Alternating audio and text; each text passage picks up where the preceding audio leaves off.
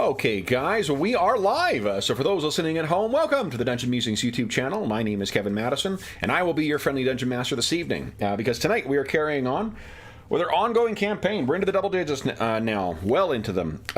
Playing Dungeons & Dragons 3.5 edition, playing through Dr. Greg Gillespie's classic Barrowmaze complete setting. And with me tonight are the stars of the Barrowmaze 3.5 game. Let me go through the order I've got you guys on the screen here. Why don't you tell us who you are, who you're playing, and what level is your character right now. And that may involve some descriptions of where those levels have been spent for at least one of our stalwart heroes. First up, we have our resident armor smith, Dave.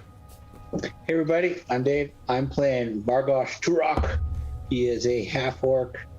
This is where it gets complicated. He started off as a barbarian. We had a session where we had no thieves and no healers and no wizards, so he took her level in thief, and at the same time Kyrian took a level in cleric, I think. And then I thought, hey, you know what, barbarian, rogue, yeah, take a level of fighter. So he took a level of fighter last time. I think I might stop at those three, but yeah, he's level 3 right now, and he's creeping up on 4. I really should have had the what do you call it? The Chronicles of Nemedia introduction ready for every time we do Vargosh's thing, and to trod these sandals, the what do you call it? Jeweled nations of Barrowmaze under his sandaled feet. And with us as well is Arlen. Hi, I'm Arlen, and I'm playing Vargosh, who is a second level cleric. Although last time I got enough XP to get up to 3rd. So I need to figure that out, and what I'm going to do with all that XP. Oh, do you have enough XP for 3rd now? Yeah. We just need to get you back to town so you can rest and get that level. So yeah. I mentioned before we went live too that we have expanded the party as well too with some more hirelings. So you may not, I think you've met Jared once before, Arlen, the gnomish archivist named after our buddy Jared Rasher from Gnome Stew and from his own podcast as well. We also have randomly last time Meat Shields actually generated 2 PCs. For us. So we have Boldo of St. Yig, and we have Halwyn. Boldo is a first level cleric, and Halwyn is a first level fighter. Nice. Golmox is the hireling as well too. Golmox is a former beggar, and what was he's a solid man at arms who can jump in every so often when it seems relatively safe. Yep, he's been pretty good so far for you. And then let's see here. And that's it. Oh, Halwyn seems to be, she's a northerner, like blonde, blue-eyed, worships the Angramach, and she seems to have no fear. She has been jumping in on battles and screaming and whatnot. She, I think, was near killed one time as well. Or maybe we should talk about that, Kev. Let's talk about what happened last week. Yeah, so what happened last time? So last session that we had, we went to, was it Bruce Willis's character? The place where you get the hirelings? It's Orson's Trade Guild. Orson's. Or Orson's Guild. Yeah. So we went there, and we let go of the last of the torchbearers, whatever that we had. We'd lost Arn already. Wolf's gone. Things had gotten a little grim. So we thought we'd hire some new folks. And as Kev mentions, we stocked up with a whole bunch of these new ones. We went out into the Barrowmaze, or into the Barrowmoor. And while we were stomping around in the moor, we got attacked by a pack of wolves, which hit us from 2 different directions. Halwyn stood her own for a while. She got knocked down. We got her back up. We barely got through that wolf little fight. We were a little beat up, and then realized we were lost. Without Wolf to lead us, we didn't make it into the mounds in 4 hours like we thought we were going to be. We stomped around a little extra, and the skeleton rose up from the ground right by Vargosh. And we thought we were going to have to fight a whole bunch of undead, but it turned out it was just one. Vargosh just one-shot it, and we carried on. and then we got to we still hadn't got to the Barrowmaze yet. Yep. But and we got attacked by a couple of giant scorpions, and they. I think the scorpions were in the Barrow Mounds themselves. Were they in the Barrow Mounds? Okay, Yep. so we got into the Barrow Mounds, but we hadn't gotten to a destination yet. We were still trying to get to the entrance to the Barrowmaze. We were partway through. Yep. And it's 3:40 in the afternoon right now. Yeah, we finished up with the scorpions, and I think Jared had used most of his spells. Boldo did the same, and so did Kyrian. So. I have news as well too. With Kyrian not here and Wolf disappeared now too. You guys have no tracker. So it will be an interesting journey back to the Helix. But that is a problem for when Another you get minute. out of there. Yeah. First thing. So let's go to the hop. No, let's go to the map. I think this is the last thing you guys face here. Let's see. Is that right? Yep, here you are. Okay, and so who was not there? Oh, you guys purchased a new sled because the other one was destroyed, right? Yeah, we purchased a new sled, but we left all of our tools at the Barrowmaze last time because we didn't have a sled to bring them back. So we got like sledges and stuff sitting at the entrance to the Barrowmaze. Yes, and I think sorry, so I don't need you here unless there's another random encounter. I'm not going to need. I thought we also brought a kit to fix the other sled, or maybe not. No, you guys had asked about that, but that wasn't because no one's got training in. Oh yeah, we didn't have the crafting skills. Yeah, no one would know how to repair things. So let's go to the Barrowmaze map here, or Barrow Mounds map. So here we go. You zoom in a scooch here, and let's remind ourselves what we're looking at as well. So here we go. Barrow Mounds. Boom. No, that's the wrong one. Where is it here? I should actually remove that one. Yes, here we go. So there we go. This is what you guys are making your way through. This is the giant scorpion is what came chattering out of the fog and attacked you guys before. So, who wants to be in charge of navigation here? Why don't you jump in there, Arlen? Sure. We're going towards this one? Yes. Right? Yep. Yeah, so that you're going to barrow, because that's the entrance. Go ahead and move yourself 2 hexes. 1, 2. Okay. And nothing occurs in that period. Let me just update the time. All right. Go ahead and move yourself 2 squares, or 2 hexes. 3, 4. Okay. Once again, it is 4 o'clock. Nothing appears out of the fog. Go right ahead and move 2 more squares. Now you know that obelisk looming, and Rikus in particular, you since you have clerical leanings, you can feel the presence of that thing, particularly that you now that you know that this obelisk to evil is standing out there. Yep. So we're going to go not quite so close to it. 1, 2. Okay. Puts us at 410. Go ahead and move yourself 2 more. 1, 2. Nice. Okay. So it is 420. Insert joke here. And you guys arrive at what you have determined is the entrance to the Barrowmaze. All right. So the mountain. It's getting kind of late.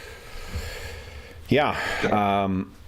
4-hour travel back to town for sure, and it will be 4 hours to what do you call it? 4 hours until you. Actually, no. It's 5 hours until sundown. 9 o'clock is sundown. So. Okay. Okay. Well, we're just here to get our stuff and go, right? We're not trying to explore the Barrowmaze anymore, right? No, we burned too much time lost wandering around trying to find the mounds. Mm-hmm. Okay.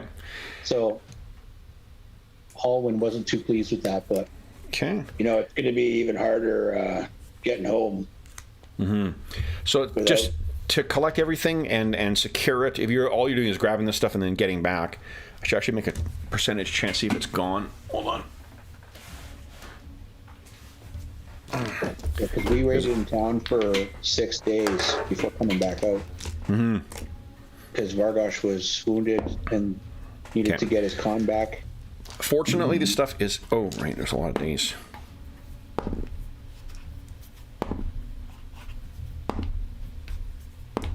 Okay. It is all still here. Okay. So 10 minutes to pack everything up. And now it is 4:30. So go right ahead, guys. Move yourself 2 more hexes. Right. Going back the way we came. Okay. 440. And go ahead and move yourself 2 more. Okay. Now, bear with me one moment. Okay, I need to get... Where is Rikus's token?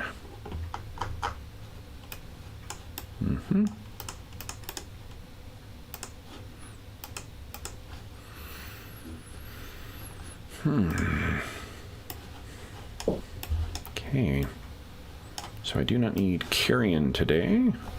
John, we hope you're having a wonderful vacation with Marjorie.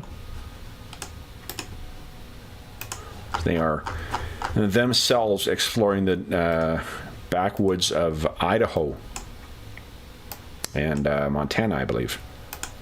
Hopefully they don't run into wolves and animated skeletons. All right, let me bring you over to the old map, guys. Let's roll a couple more things here.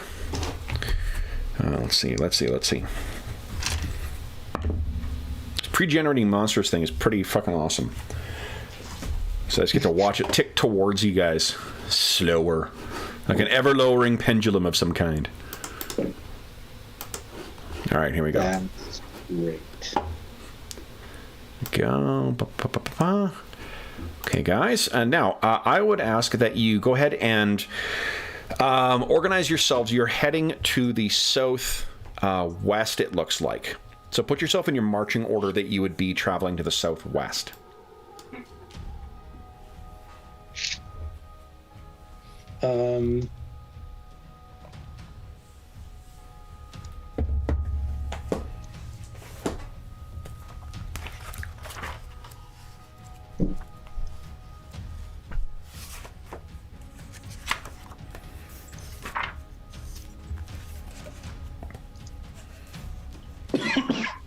Oof.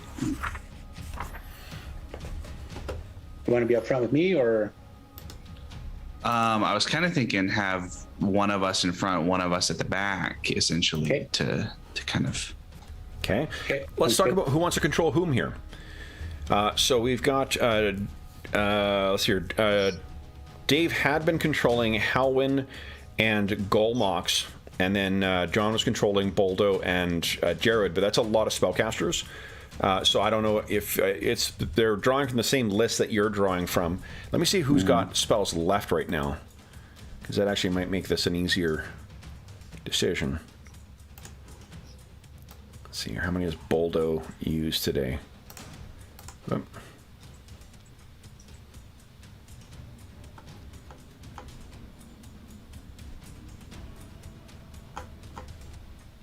Let's see if John put down somewhere how many he used today. I do not. Oh, he has he has 1 protection from evil and 1 bless left, but he could convert those into healing spells. Okay, so that's Boldo, and then Jared.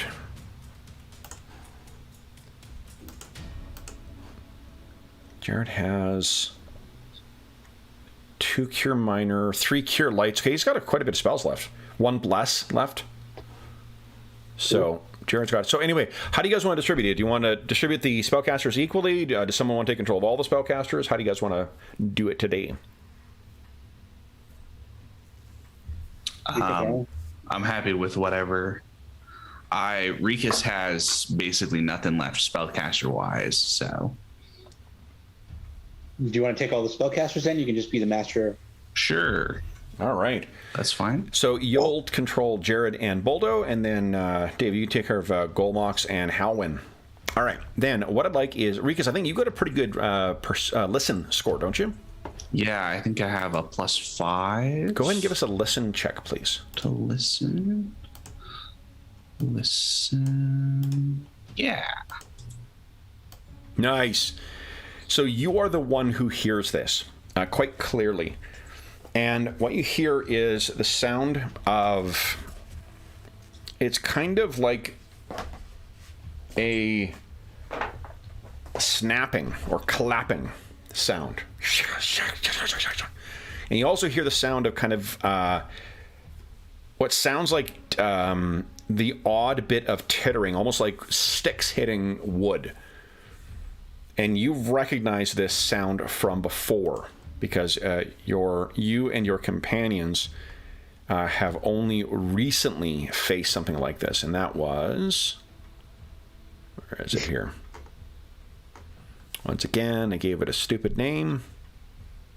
So I don't know why. They're not listed as skeletons. No, or it's listed as something. creatures from the deep and walkers of the mists. And Well, I have, I think I've got the Stirges listed as, and you thought Skeeters were bad. So, where are they? Where are they? Here we go. Here we go. That's what you faced before. Mm-hmm. And it is coming from behind you. None of you guys will be surprised. And you, sinister singers. yeah. So then, Rikus, you can hear that they are coming in. I'll give you guys one round before they move into combat. Let's do this. Everyone click on the various tokens. Remember that the macros will pop up, so you can roll initiative up in the top corner there. Let me just add... Oh, boy. There we go. Okay, and let me roll for them. Ooh! I will not take an action the first round. I'll take an action afterwards. So, let's see how many points these suckers have. Okay. Oh, man. There we go.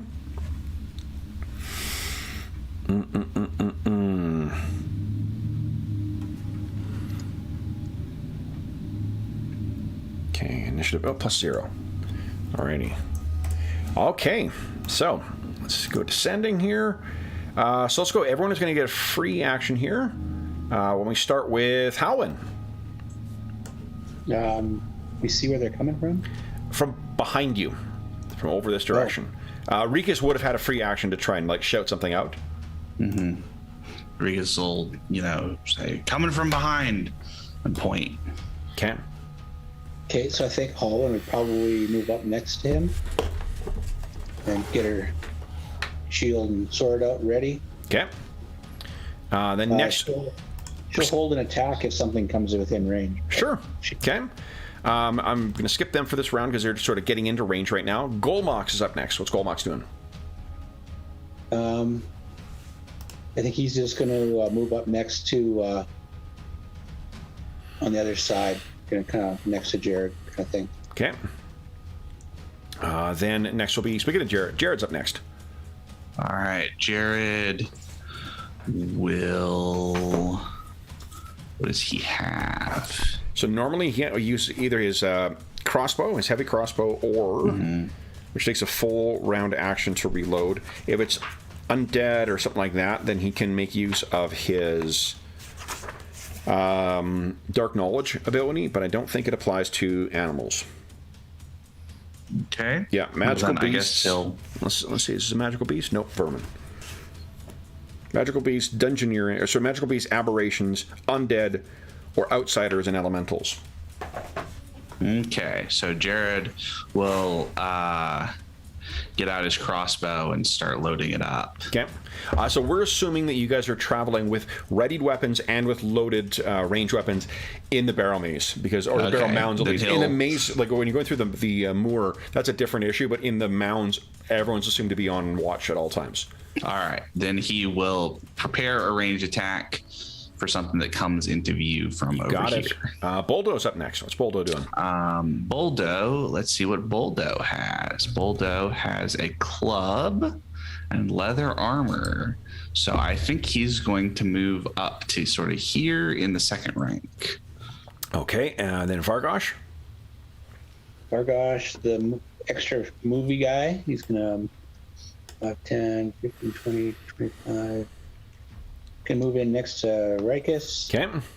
And he'll point at what he sees. They're right there. Yeah. And ready his great sword. Okay. And last but certainly not least is Rikus. Rikus will assume a defensive stance with his shield and his mace. Oh, he still has Jared's mace, so with Jared's mace. We can assume he's got a replacement because Jared did take that back. Okay, well then I will turn it back into a normal mace. Okay, which means you got a better chance to hit then. This is not your wrong size weapon. All right, so then first round of proper combat as they're going to come charging in. Halwyn, anything she wants to do before they make their action? She'll just try to attack him as soon as they get in close. Okay. Ooh. Let me double check here. I think they can charge.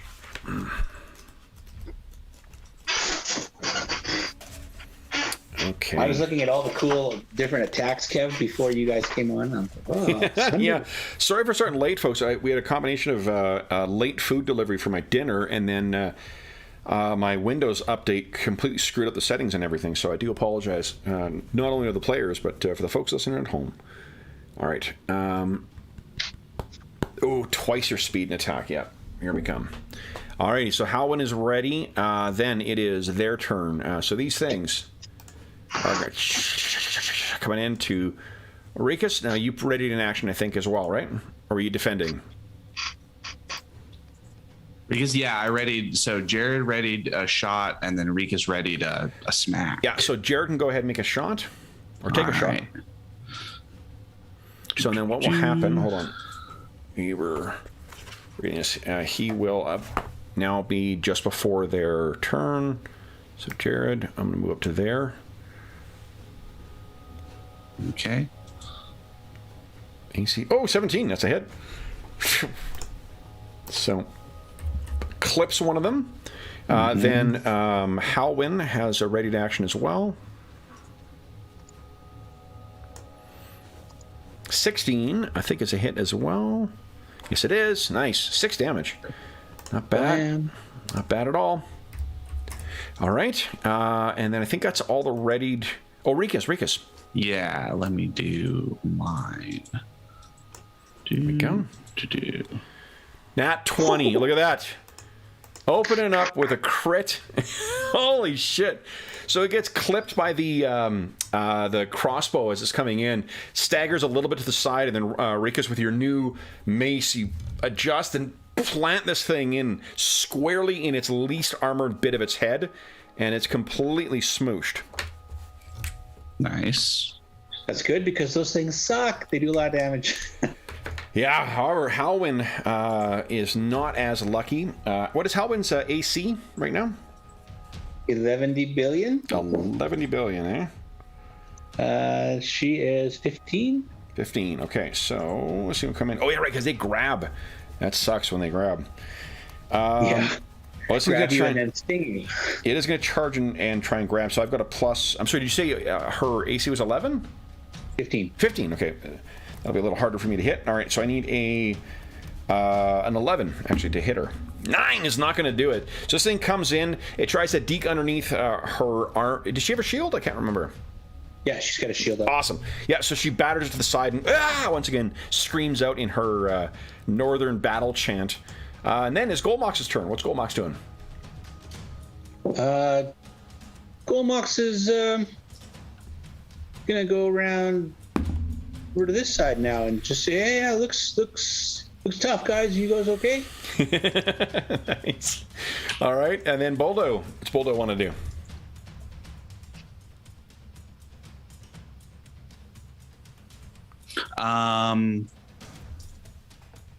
Boldo. I think Boldo is gonna stay back. He might move up. He'll move up here so that he can heal people if people get hurt. Okay. But he's gonna sort of stay out of the fight because he's not super well armored. All right, and Vargosh. Well, Vargosh smash. Yes, he has been known to do that. 5, 10, 15, 25. Still Okay. lots of room. Okay, And that's flanking now. Get that clever sneak attack bonus too if you hit. There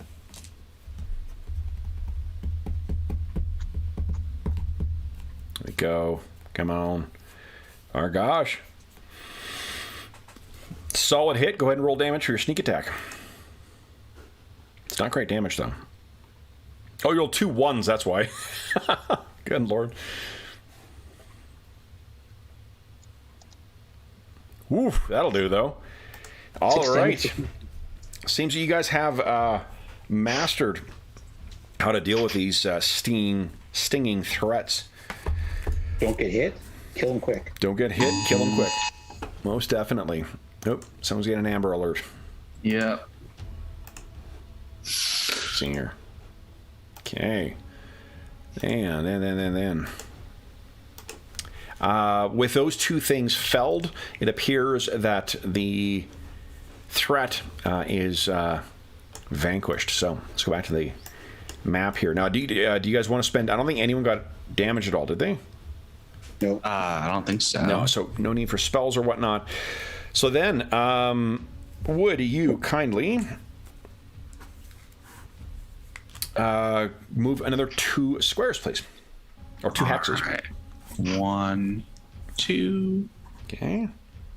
And 2 more, please. 1, 2. Okay. This is about 5 o'clock right now, and I have bad news. Let's move back to that map again.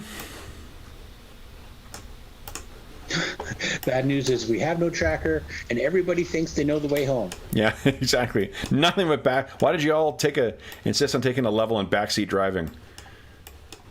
Okay, let's put yourselves back in your marching order for I did bring you to this map, right? Yeah, I did. Okay, great. Let me roll randomly here and see where this shit is coming from. Okay. All right. So then, Rikus, you're at the back. Why don't you give us another listen check, please? Vargosh, you were up front, right? Yep. Okay. Okay, not quite as good this time. So. Here we go.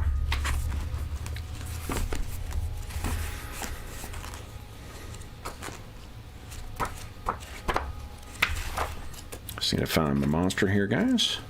Bear with me for a momento. There we go. All right. I wonder if John's got cell range. Maybe we should tell him he's missing the giant scorpions. All right, let's have everyone once again roll initiative. I'll roll for what's coming. Okay. And do I have a token up here for it? Don't believe I do. No. I started hiding my initiative tracker tokens at the edge of the screen, and then I can just kind of repopulate them from there when they come up again. Oh, I haven't pressed. Sorry. I was heckling John. All right.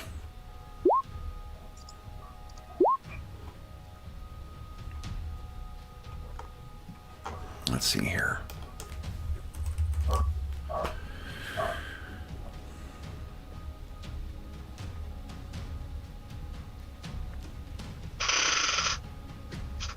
Where is...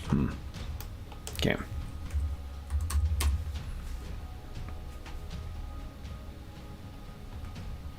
Ah, here's this one.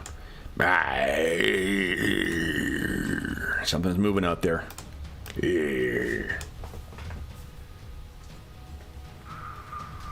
Okay.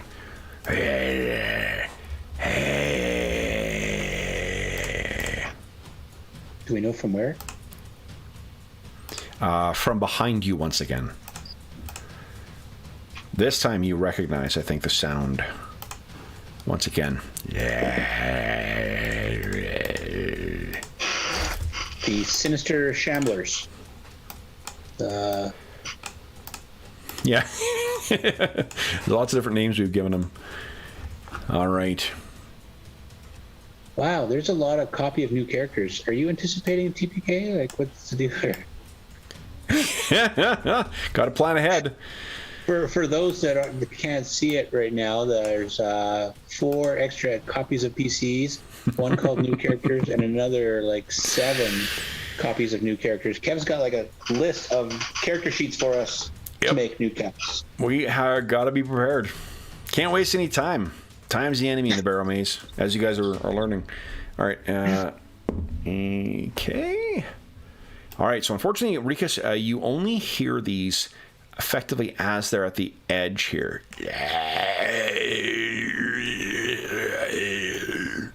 And making their way in. So I rolled a... Go. Let me put them in initiative order here. And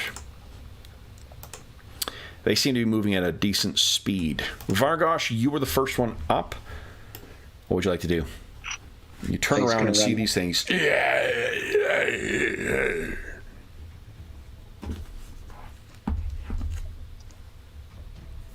He'll move up there. Actually, maybe he'll go beside Rikus. And are these the ones that play possum? Don't know. Remember, those look exactly the same as some of the other Risen Dead. Okay. Yeah, so there wasn't any distinction. But, hold on. On Jared's turn, he can... On Jared's turn, he can do that. Yeah, absolutely. So you're just going to position yourself there? Yeah, and hold an attack. Okay. Rikus, you're up next. What are you doing? All right, Rikus will say, Jared, what are those things? And then he'll get his mace ready to... So do you want to delay until after Jared?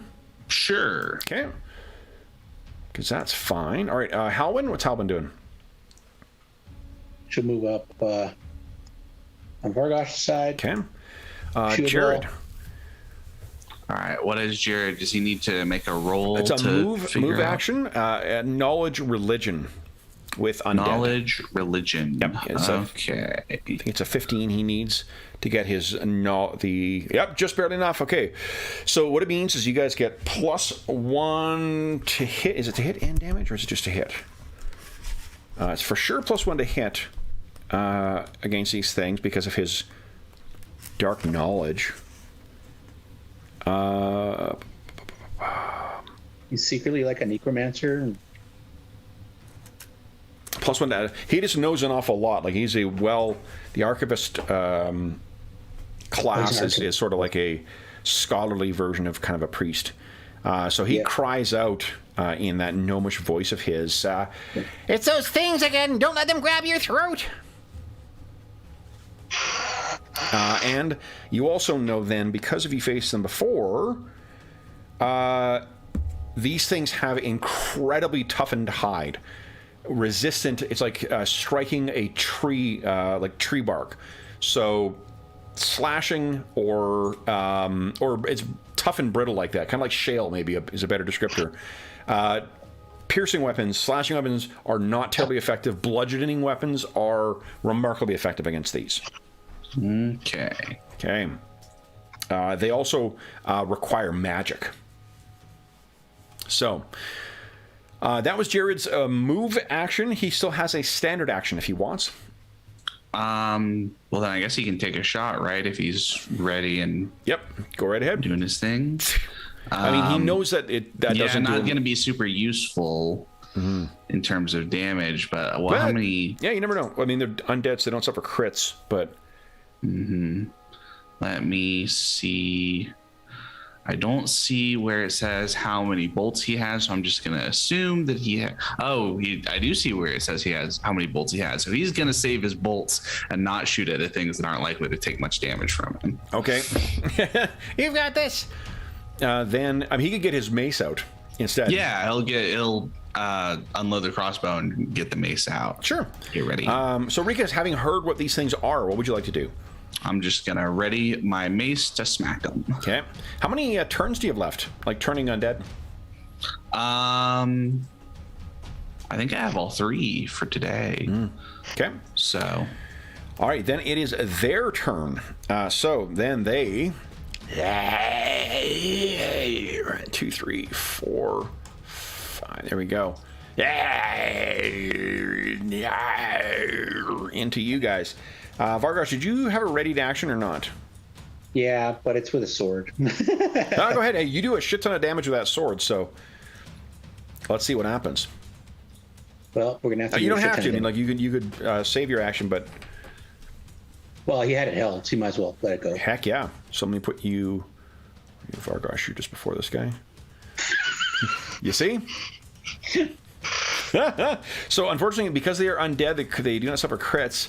But that is 13 points of damage.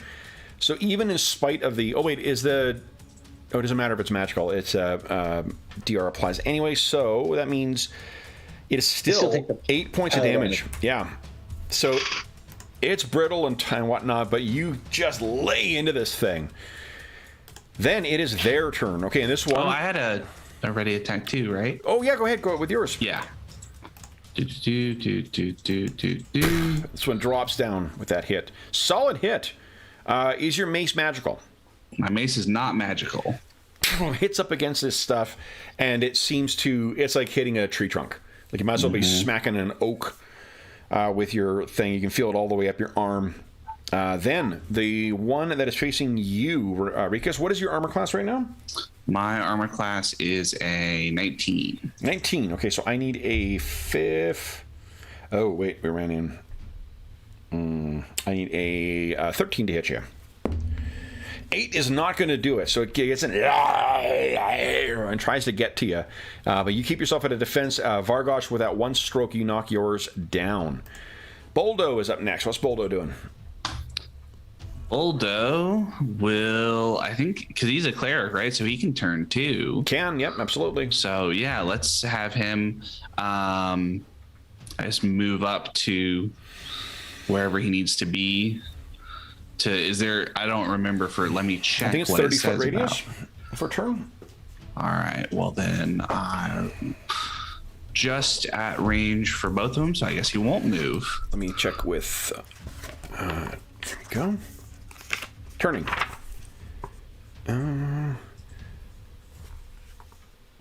So he rolls first his charisma, 1d20 plus his charisma modifier to get what's the most powerful undead he can turn? Yep, turning check. 60 feet for turn, by the way. Okay, so he is not going to be able to affect these things, it looks like. No.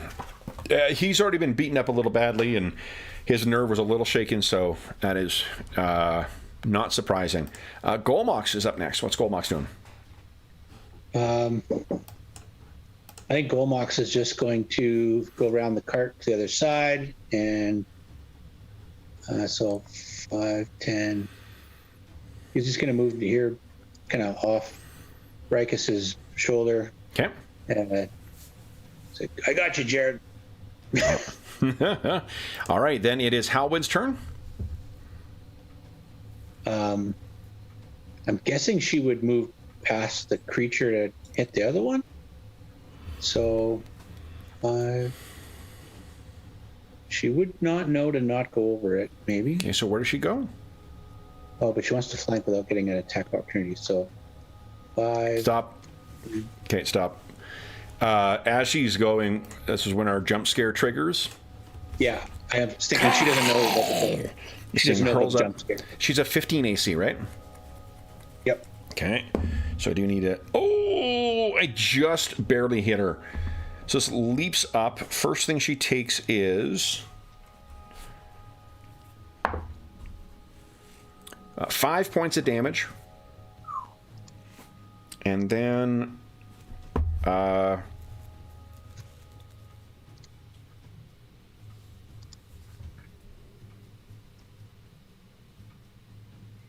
then she gets an automatic. They have to grapple, so go ahead and roll her grapple check. She needs to beat, actually, only an 11. Oh, no. You guys do have 4 points of Astonishing Fortune. Well, she only rolled a 5, so let's do that again and use up an Astonishing Fortune. Okay. Now, you did see one of your henchmen's head torn off by these things, so... Yeah. All right, so yeah, she is able to, deke back. So that's her, the attack of opportunities or their things action is over. Halwyn can continue her move now. Yeah, but I don't know if she's already next to a threatened enemy. Can she not just stop there and attack? So she can just stop there and attack if she wants. Yeah, absolutely. There's no declaring actions or anything intriguing. I don't think she's going to want to go past something that is sprang up. Yeah, the Vargosh seemed to cut down and then is leapt up at her. So go ahead and fighting for her life, so she's got a power attack. Yeah, she got a battle axe, right? Oh, yeah. I think fear's getting the better of her. Jared is up next. What's Jared doing?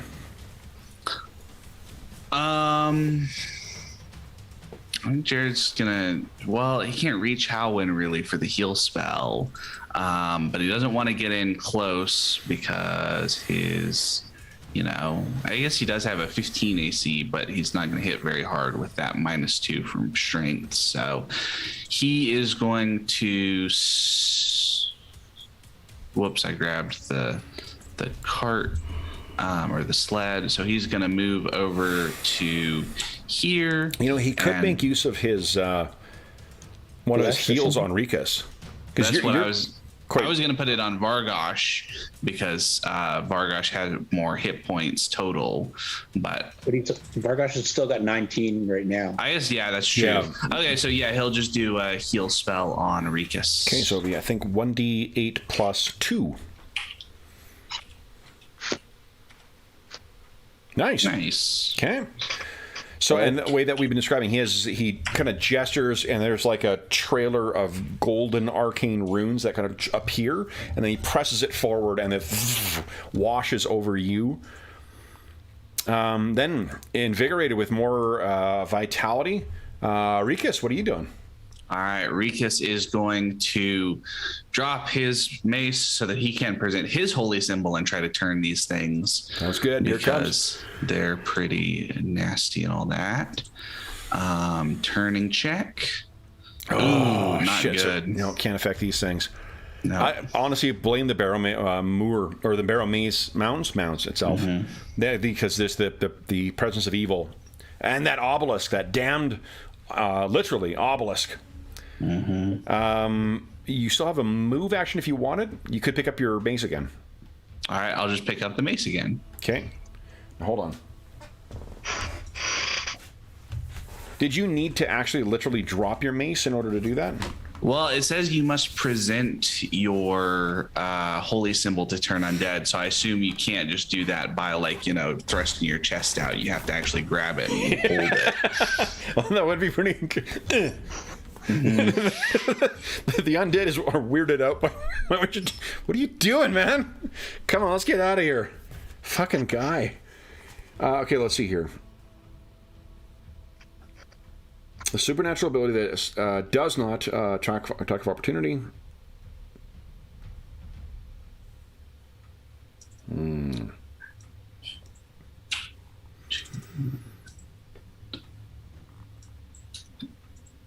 Let's see if there's an action that's required here.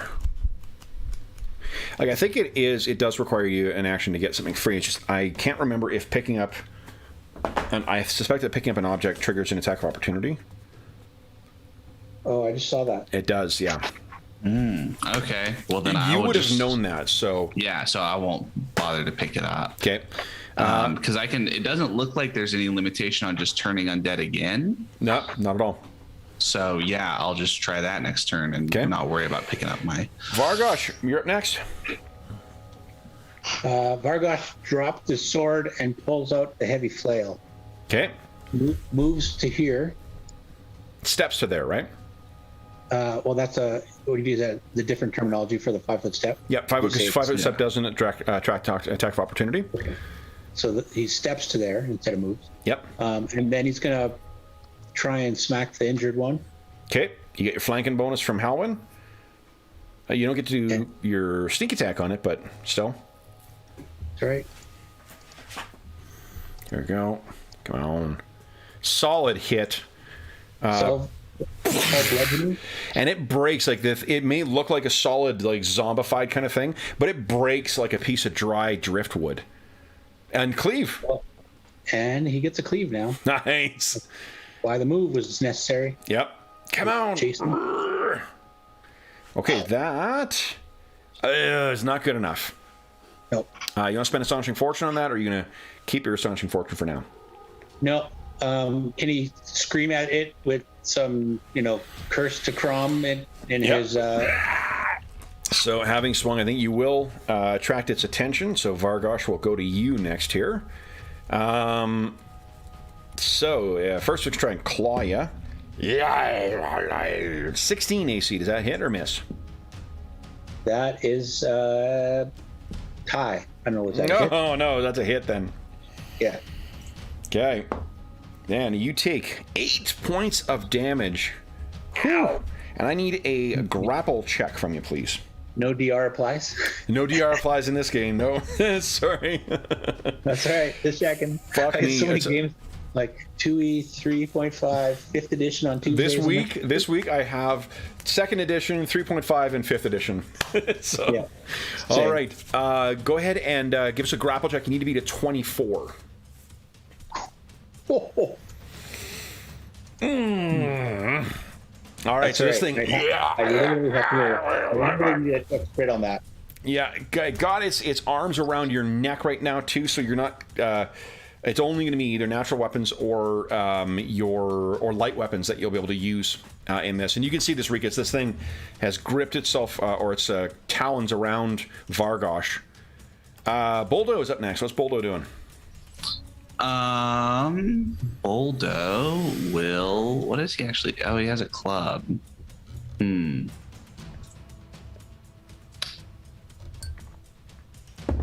he has. With this thing grappled, I actually do. I was going to be a smartass and say, "Oh, I got good news and bad news. Good news is denied its dex bonus to AC. The bad news is it doesn't have one, but it actually does.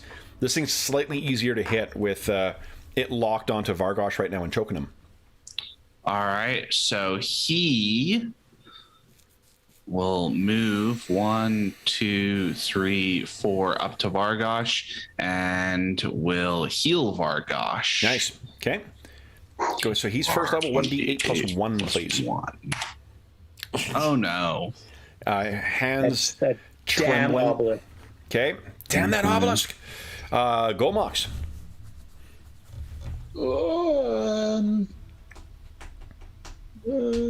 I won't say anything more, but there's a long game I'm playing with that obelisk.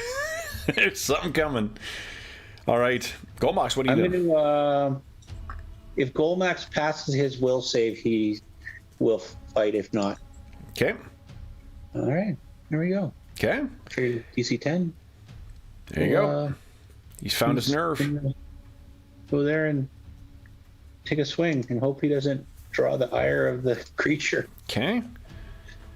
Let's see here. What's he? Oh, he's carrying a club, which means that it's not magical. So, but let's see how he goes. That actually, even with the non-magical nature, he gets some good force behind that, and there's a crack that's heard through the mist as he gets a solid hit on this thing. That's then good. It is Halwyn's turn. So the rest of you see that its health bar grays out, and it can only get only Golmox can get XP from it now. A little WoW joke for Dave there. Howlin, you know what? She doesn't know her battle axe doesn't do anything because she hasn't hit anything yet. So, Are you guys including the +1 from the Dark Knowledge? nope. Okay. Shoot. I don't think it's really come into play. We've either Yeah, everyone's either hit like way hit or way missed. Yeah, so. so Give me add a sec. that in here. Yep. So, not. Oh, she is flanking them. Yeah. Oh, yeah. Right with Golmox. Yeah.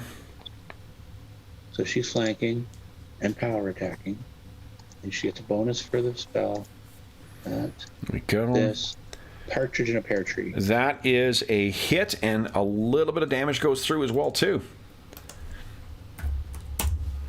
She's screaming something out in the northern tongue, and then yells, "What are these things made of?" And then it is Jared's turn. And something Ymir something. Yeah, exactly. All right, Jared is also gonna heal Vargosh to try to keep him up. So 1d8 plus 2 from him. Okay. Nice. Yeah, that's better. 8 hit points back for Vargosh. Then it is Rikus' turn. What are you doing, All right, Rikus? Rikus is gonna just try to turn again. Okay. Turn check. Go. Come on. That might affect this one. All right, turn damage. No. 6. Oh, no, it's 6 hit dice. That's terrible. Oh, it's a bad roll, but It's a bad roll, but still, so that's excellent. So, Vargosh, this thing, as a reaction, has let you go. And you can see the wash of radiant energy kind of passes across this thing. And it looks like it's going to flee. You've seen this happen before. What do you want to do, Vargosh? I'm gonna clobber it. Nice. Go right ahead. Oh, Oh, so that's a big fat miss. You want to spend Astonishing Fortune? not if it's. I gonna think be. so. On you got you rolled a 2. Okay, Arlen says yes, so I'm gonna do it. I'm thinking it's gonna flee. No. Okay. So one thing we learned last week is it's once you've turned, you cannot approach the undead. Yeah, so I can't get any closer. Yeah, but the others can. So a solid everybody hit else from can. Vargosh. Yeah, everyone else can beat the shit out of this thing. All right. Good hit by Vargosh. Then it is this thing's turn. So it is going to step 5 first, and then get the F out of dodge. 1, 2, 3, 4. That's where it goes. Bulldoze up next. All right, Boldo is going to say, "Let's get out of here," and he's going to go over and grab the front of the sled to start moving. Skullbox. He will follow Boldo's lead and go to Okay. the front of the sled and say, "Let's go." Halwyn. I think she probably would put her sword down and say, "Yeah, that's probably not a bad idea." Okay. Jared. Jared's going to hop onto the back of the sled as he does. Rikus. Rikus is going to spend his action to grab his mace and then move. Okay. And Vargosh. He's going to charge the undead. Where do you think you're going? Charge gives you +2 to hit, which is actually enough to hit. He has 10 damage bludgeoning. And down it goes. He goes, "Can't leave those floating around in the Barrowmaze, Barrow Moors, Barrow Mounds, wherever these things are." Oh my gosh, there's like 1 billion of them. You're not well, going to decrease their numbers. That's one less. We don't have to fight next time. Nice. That's a spirit. All right, and with that thing down, it is now 5 o'clock. So let's move back to the... Give me a couple seconds. I'm going to check if it's got anything on it. Let's see here. All Maybe right. it's got a couple of coppers we can use to pay for some dinner. Yeah. So, Why don't you go ahead and move the party 2 hexes? All right, 1, 2, and then go ahead and move it 2 more. 1. Thanks for healing, guys. 2.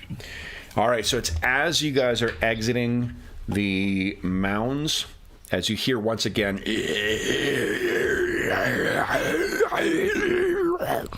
from somewhere in the fog, but you guys plunge into the moors and leave whatever is coming to get you well and truly behind. So get rid of these guys here, and I'll move you guys back to the Barrowmaze map. Let's get everyone back on the thing here. All right, now before you guys set out into the moor, does anyone wish to do any further healing or anything like that? Halwyn's down by 8. Boldo's down by 4. Yeah, she's pretty banged up. Let's see. So Boldo has one more big one, as does Jared. So we could do definitely a big one on Halwyn.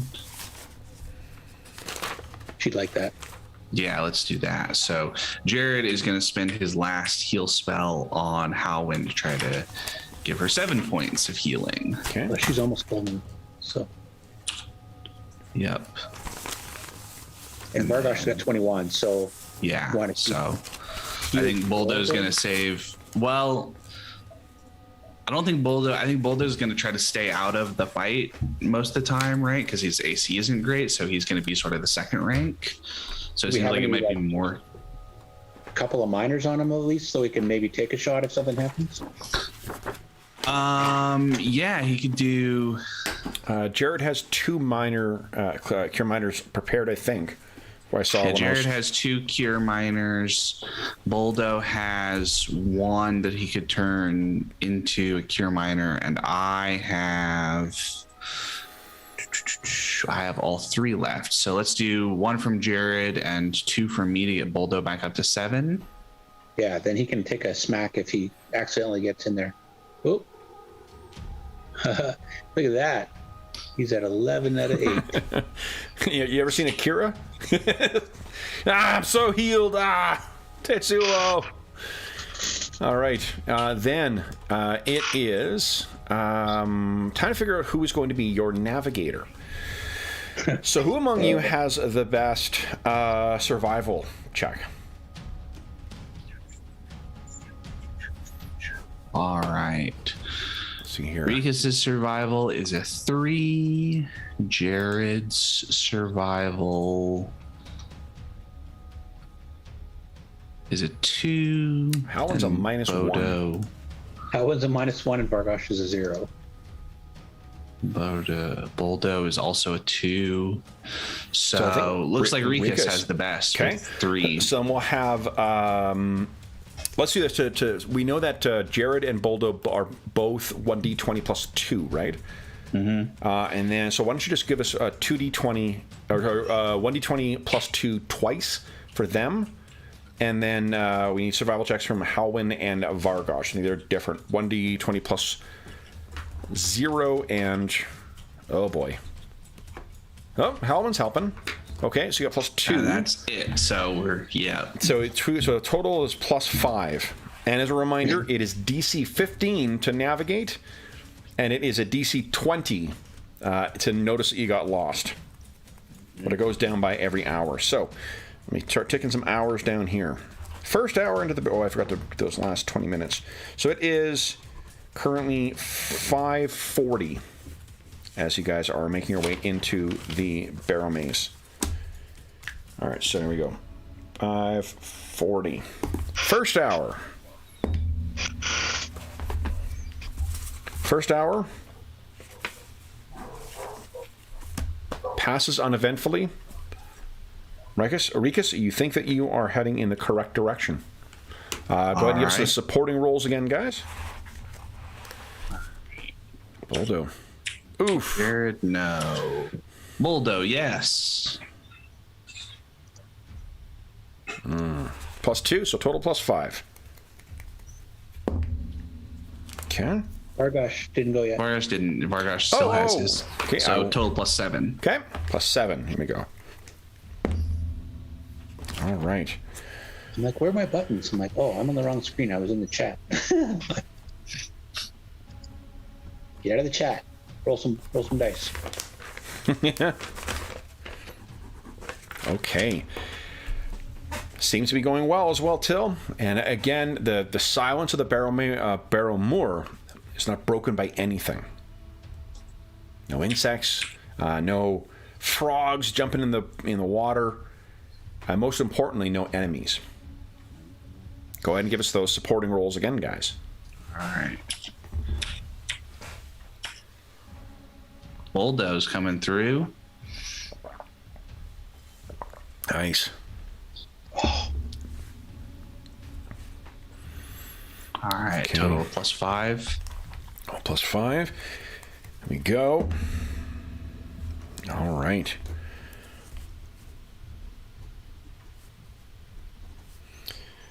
So, 8:40. If you are on the right track, should be one more hour, and then you are home. Mm-hmm. Go ahead and give us the support rolls again. Nice. +2 from Howlin. +2, so +4. +4, so like, +7. Yep. Vargosh is picking the scorpion guts off with his flail, not paying attention. All right, so in this last hour, you're 20 minutes off from darkness. When you realize, Rikus, you've been lost for 3 hours now. Oh, shit. You still have 3 hours more to go in order to reach home. So, however, you've got yourself reoriented right now, and you think you know the way to go. So, let's roll. Oh yeah, we had. Let's make a wisdom check or wisdom save for Golmox. Oh, we've started a running bit of Golmox freaking out about stuff. He's been a bit of a coward. Yeah, but he's actually steeled himself a couple of times. Yep, so. yep. That nat 20. He's okay. He will not need to make any more. So that's great. Not wisdom, will. God.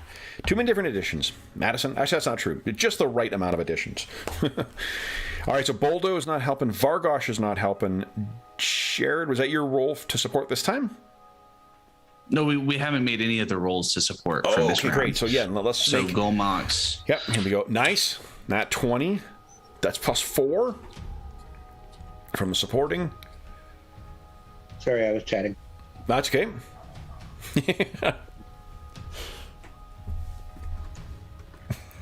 Hey, everyone in chat. All right, +6. That one. That's what, +6, so it's +9 this time. I hit Vargosh again, but yes, won't really matter. Okay, nat 1's a nat 1's a nat 1. All right, so though the darkness has fallen, and though you are breaking out torches so that some of your party members can see in the moor, and it is not a fun journey, you encounter nothing. Should be only 2 more hours of travel. Everyone make your supporting rolls.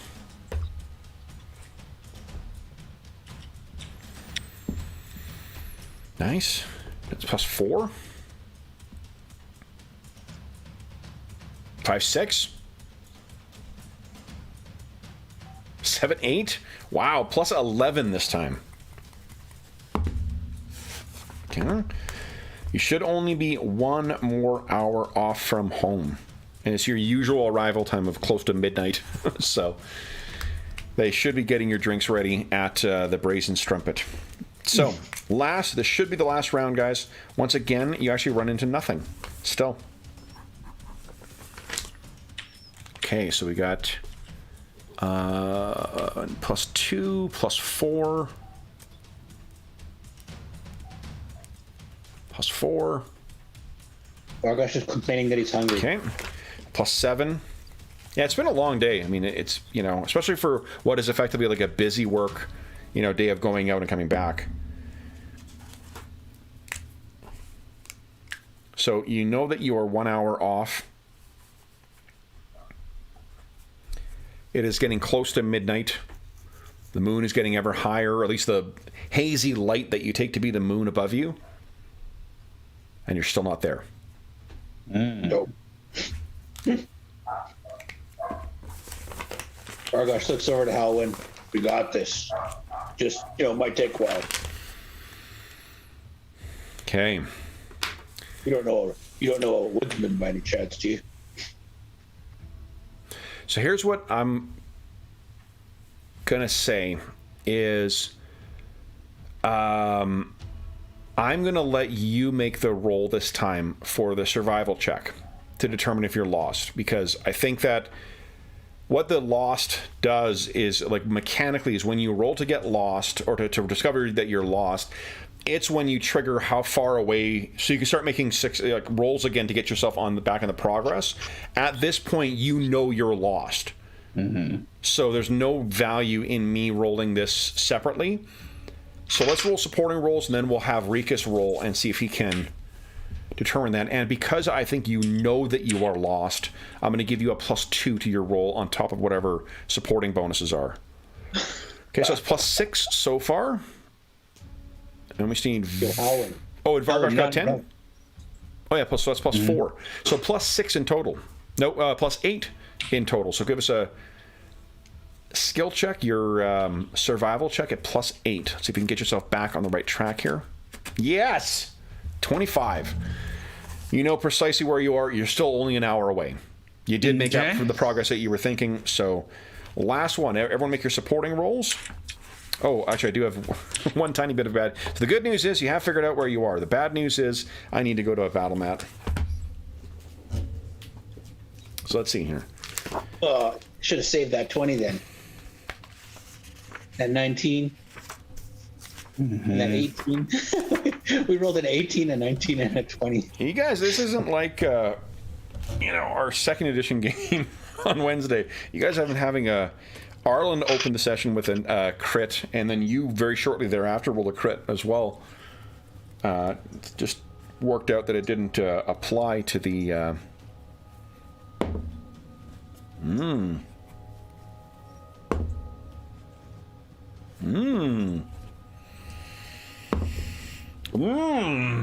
All right, so I need, let's see here. Arlen, why don't we have you give us a D4 roll? Let's see. Nice! A 1 means it is not deep at all. So it is regular terrain we'll be fighting on here. Let's see. What the maps we got on this one. Oh, and I got the darkness put in as well. Look at that. It's almost like we've gone through this before. Map and background. Let's put you to the back. Yeah. How about, do I have another one in here? Back. Yeah. So Wizards is doing some kind of D&D celebration next weekend. You can buy tickets and play D&D online. I'm like, I do that already. I don't know. Buy a ticket. Hey Wizards, why don't you come buy some tickets and watch us play on Friday night? Awesome. Alrighty here. Let's get all our heroes. Now, guys, who do you think would have torches lit? Probably Golmox and Jared, or... Okay, let's see here. You have 60 feet of night vision, right, dark. Dave? Yeah, dark vision. Rikus, I know I've asked before. You got low light vision, right? Not dark vision? I think so. Let me check. Okay, so check. Golmox, torchlit. Yeah, low light. Low light, okay. And torch is 20 feet bright, 40 feet shadowy. Okay. If Baldo and Golmox both have a hand on the sled, they can each carry a torch, or Yep. Baldo, look, you've got a staff or something, you can have a staff in one hand and helping with the sled. At least Golmox will have a torch then. Yeah. God, I love it is so easy to set up dynamic lighting with these things now. My goodness. Okay. Rikus. So you said, I'm sorry, you think Boldo's also got one lit? Yeah, because he doesn't have a shield, does he? Yeah, Boldo and Golmox, I think, have the torches Okay. right now. That's the plan. All right, there's that. And that. Awesome. Halwyn has vision but no lighting. Okay. When the last time the Flying City of Serene made an appearance at Helix? It's been a little while. That has been the death knell of several campaigns, so we should maybe hold off. Maybe we should hold off on that for a while. I will get back to there. I think that we didn't go to Serene at all this year, and we usually make a return around the time, or it makes a return around the time of either the anniversary, either Carl Sargent's birthday or the anniversary of Carl Sargent's passing. But we will definitely have to revisit that again. Because who doesn't want to hear Kev make gnome voices all night? Everyone. Nobody wants to hear this shit. All right. And it's also populated by goblins as well, too, so I get to do both goblin and gnome voices. Okay, so anyway, here I'm putting you back in the same marching order that you guys were in before. Let's see what direction this shit's coming from. And then, Rikus, would you give us a listen check, please? All right.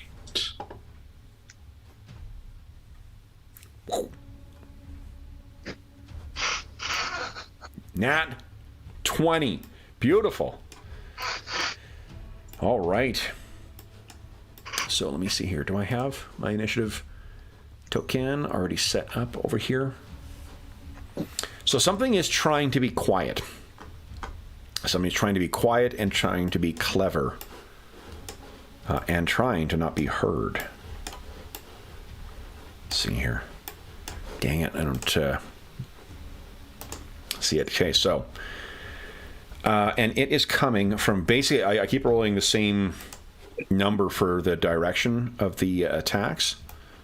So let me set up my tokens here, guys. But you can hear something, and it has that wheezing, undead sound to it. And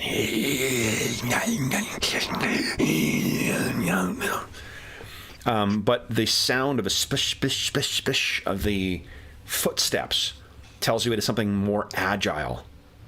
And it's because of your really keen, and maybe it's almost like the persisting silence of this. Like you've faded out the sound of your comrades moving and grousing and whatever else as you're trying to make your way, leading the party back to civilization.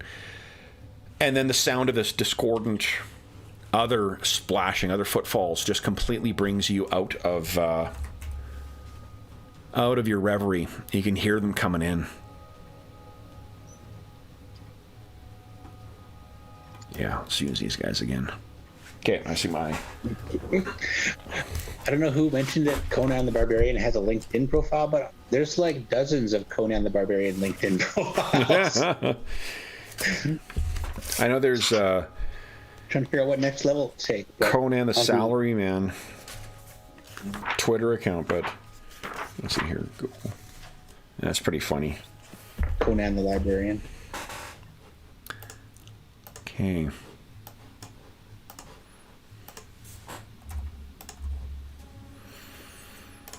All right, I think when you see these, you will recognize them as well. 200 means I got to place these guys way the fuck away. That's all right. Giant toads can close the gap pretty quick, Kev.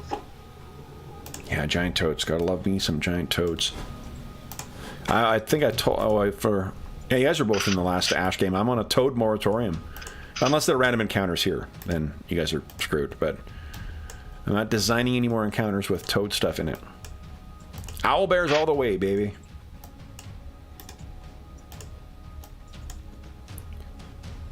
No joke. Someone was sending around like a gag module cover on Twitter today, and Chad tagged me in it because the joke cover was and the room's full of owlbears, Kevin, or something to that effect. Where's it here? Yeah.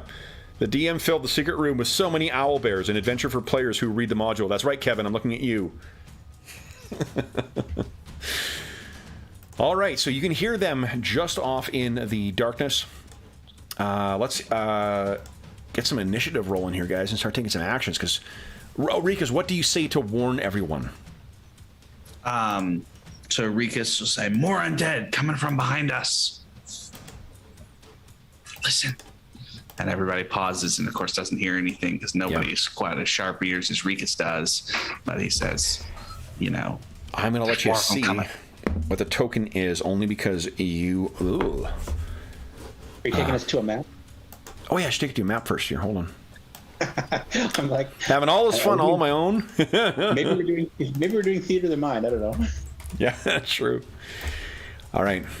This is where you guys are, right over here. All right. Those of you without dark vision are going to have a more limited view. Yeah. Okay. So, let's see how everyone does for initiative. Oh, gosh. Oh, I got to put the tiebreaker in, too. Excellent. Excellent. Is that everybody? Yep. 1, 2, 3, 4, 5, 6. Okay, good. All right. So, top of the order. Rikas, you can hear them with the nat 20. I'll tell you that they're about 100 feet away. Okay. To the northeast there. So Rikas is going to, again, say they're at a distance. We might be able to form a shield wall or something like that. And he'll use his move action to pull out his shield and his standard action to pull out his mace. Love it. Okay. Then it is their turn. Now, let's see. I can make a double move now. Okay.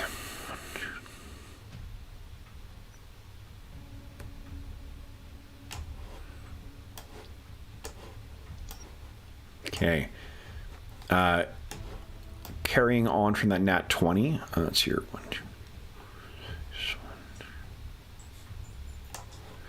2. You can hear that it seems like they have split up into two different packs.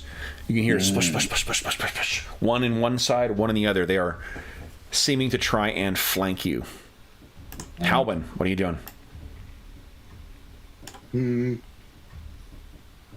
I think Halwyn is going to move up towards Rikas and standing next to Jared. It's more kind of like back to the sled kind of thing. Yep. Until she can see what's going on. So she's going to hold an attack with her sword in case a creature comes within range. Yep. The torch is held aloft by Golmox and Boldo, flickering in the moisture. Boldo, what's Boldo doing? Boldo will... Whoops, I grabbed the... Take it! We don't want it! Again. Boldo will step aside to make some space for Golmox up here on this sort of area around the sled in the center of our formation, basically. Yep. And then that's that for him. Okay, then is Jared. Jared, I assume that he can't do any kind of do his special thing because he hasn't seen him or anything like that. Correct, not until he sees him. Yeah. Okay, so he will. I guess he'll pull out his crossbow and not start loading it in case he has to, do his knowledge check instead. Okay. Then it is Vargosh. Vargosh is like, where are they coming from? What are we fighting? He's going to move up to this side. Okay. Hope he's in the right spot. Hold an attack with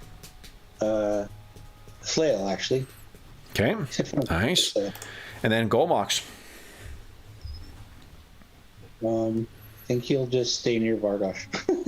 Okay. Mm-hmm. Then Rikas. All right, Rikas has got his weapons. He's only got one more turn, so he doesn't want to waste it in case they're not close enough. So he's just going to hold his mace at the ready and ready his attack. Okay. Then they move.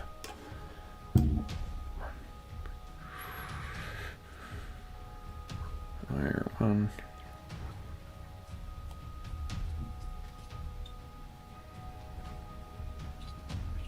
Okay.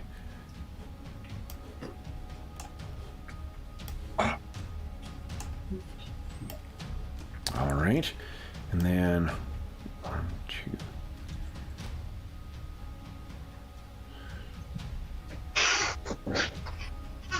Okay. So these things are moving along in kind of a loose formation. They're on either side of you at this point, Rikus. Mm-hmm. Vargosh, your eyes may be able to pick up more. Then it is Halwyn's turn.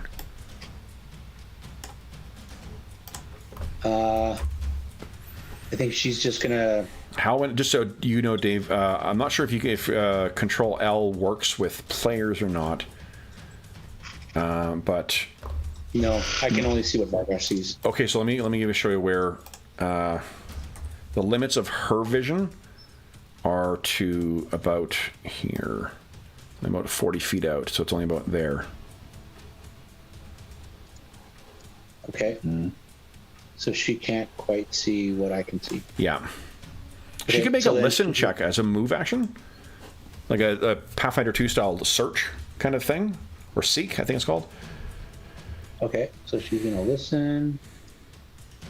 Yeah, good enough. You can hear them splishing along, like just outside of the torchlight. She'll like point with her sword and say, "They're coming," and she'll like. Battle axe. I don't think she has a sword. Oh, battle axe, right? Yeah. Yeah.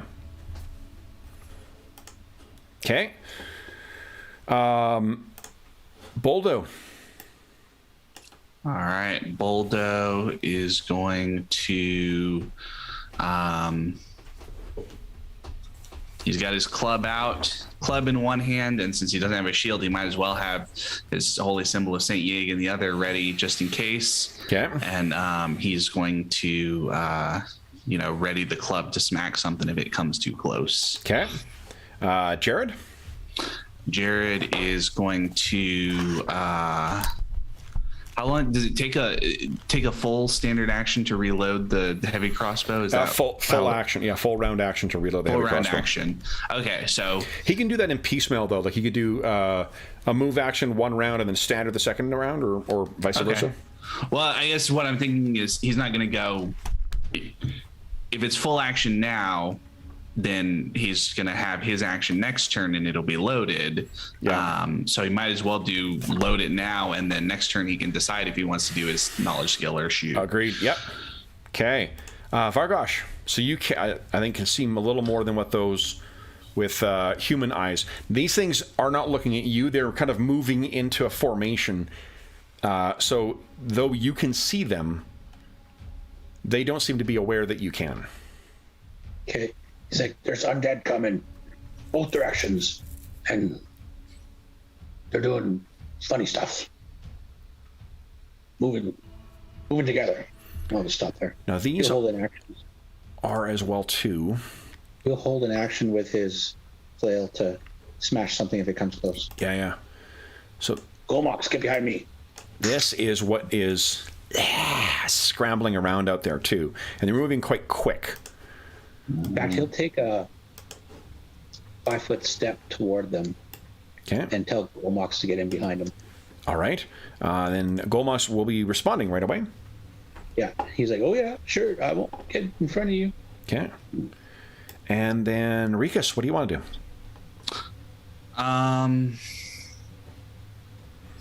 When Golmax moves, the light moves a little bit. I can see just the faintest bit of one of them out there. Nice.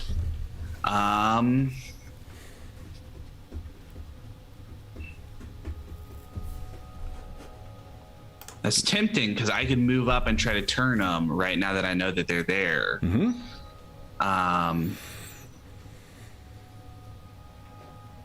You But need to that see puts them. me in not a great position. That's only if you fail. That is true. But Vargosh did say they were coming from both sides. Well, Enriquez has been hearing that there's more over in Yep. this area too Yeah. that he can hear.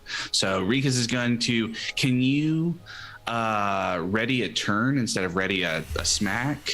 Let's see. So ready. Your turn is a supernatural ability. Let's see if you can ready supernatural abilities. I don't know. It's a good question though. You know what? We're looking up less stuff every session. I joke about like look it up so we don't have to look it up again, but I mean we are, I think, making progress towards reacquainting ourselves with this edition. Helped in no small way by John's encyclopedic knowledge of 3.5 and Pathfinder for sure. Readying is a standard action as a top opportunity. You can ready a standard action, a move action, a swift action, or a free action. And then anytime before your next turn, you can take the ready action in response to those conditions. So what is it? What is the ready action you want to do? What's the if X then Y? So my if X then Y. So what I'm going to do is I'm going to use my move action to sheath my mace, grab my holy symbol, and then if more than 2 of whatever these things are get into range, then I'm going to pop off the turn. Okay. Okay, great. Or 2 or more, not more than 2. 2 or more. Okay. Okay, so then it is their turn. All right, so first thing is first here. I'm going to roll randomly and see which side. I might go one from each side at a turn. Okay, because they've been coordinating with each other to all charge in. So first one's going to be from the top. Okay, so I've got... I think I certainly have enough room to charge now. Oh yeah, I can go for that tasty, that delicious looking orc. Yeah! And these things come sprinting in. Like, you can see that they all... It's like, you know... I don't want to use a football reference here, but like it's someone making a quick tight turn, you know, to avoid a charge, because these things are moving full tilt in one direction and then turn and start charging directly in towards you. Vargosh, once it gets into range, go ahead and make your attack.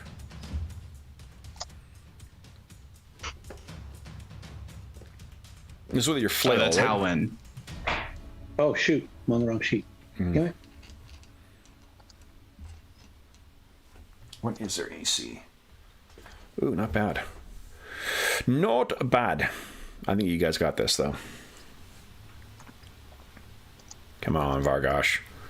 Yeah. And because you're ready to action triggered, let me put you before them. 17 AC. 17 AC is a hit. So you smash into this thing, shattering parts of its like its rib cage, its arm and shoulder are now hanging at a strange angle, but it is still able to get in on you. So I have +2 to hit because of the charge. +4, and you have a 16 AC right now, right? Correct. I get 12 to hit you. Oh, miss. All right. Then from the other side. Now, I think that you see it about here. Right, Rikus? Yes, I can see it. And So, it's gonna trigger your just action? at range. So yeah, I'm going to pop off. Okay, now hold on. Your turn is 60 feet. So let me just check and see what other... Actually, yeah, 60 feet from you is out to... There. All right. Good news. Everything will be affected. All right. For the check. So come on. Oh, no. That'll be none of them. Can I spend a point of astonishing fortune to re-roll that d20? Yes, you can. Yes, for the D20, yes. Okay. But not for the turning damage. Not for the right? yeah, because that's damage. Yeah. This is a check, so I'm fine with that. What do you think, Dave? Do it. Okay. Do it. Oh, that did worse. No. Well, 20 cents now. How are you going to fight these guys? All right. So then this thing's going to finish going in. Oh, get to the token. Did Howin have a ready to action? Yes. Okay. Howin. Go ahead and make your attack roll with Howin. There we go. Remember the battles.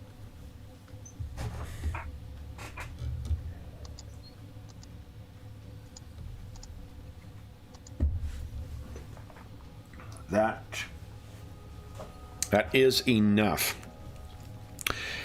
Oh, turns out these things also have turn resistance on top of the Barrowmaze. Turn resistance, I forgot about that. Okay. For those listening at home, when you're reading monsters, read all of their abilities, not just the one that looks shiniest. That is a hit, though. Halwyn fucks this thing up, but not enough to prevent it from getting in and trying to get her. Her AC is a 15. Correct. I have a +4. I need 11 or higher to hit her. Miss once again. My rolls are terrible tonight. All right, now I don't think it matters how many all ready to actions have been triggered, so I can just charge in, right? Mm-hmm. Yep. Yay! 17. So one of them has hit Halwyn. First thing I need to do is roll damage. Tears into her. Only 2 points of damage. But I do need a fortitude save from her, please.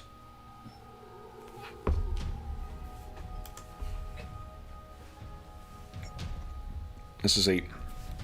Awesome. Yep, she beats it. So though she takes a little bit of damage from that, Rikus, yeah, something comes scrambling and tearing through those reeds next to you, and it's going to try and get you. Your AC currently is what? 19. 19, amazing. So here we go. I need a 15 to hit you. 16.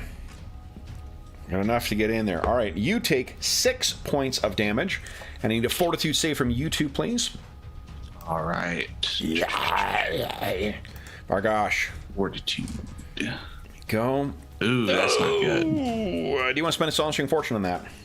Well, if these things are what they were last time, does my elven blood have any effect on this roll? It does. You ignore it. Awesome. Right. Yes. So it gets in. It seems surprised that you're not caught completely still. Vargosh, I got a 20 on this attack on you. Damage is 4, and I need another save from you, and then fortunately the last one comes in.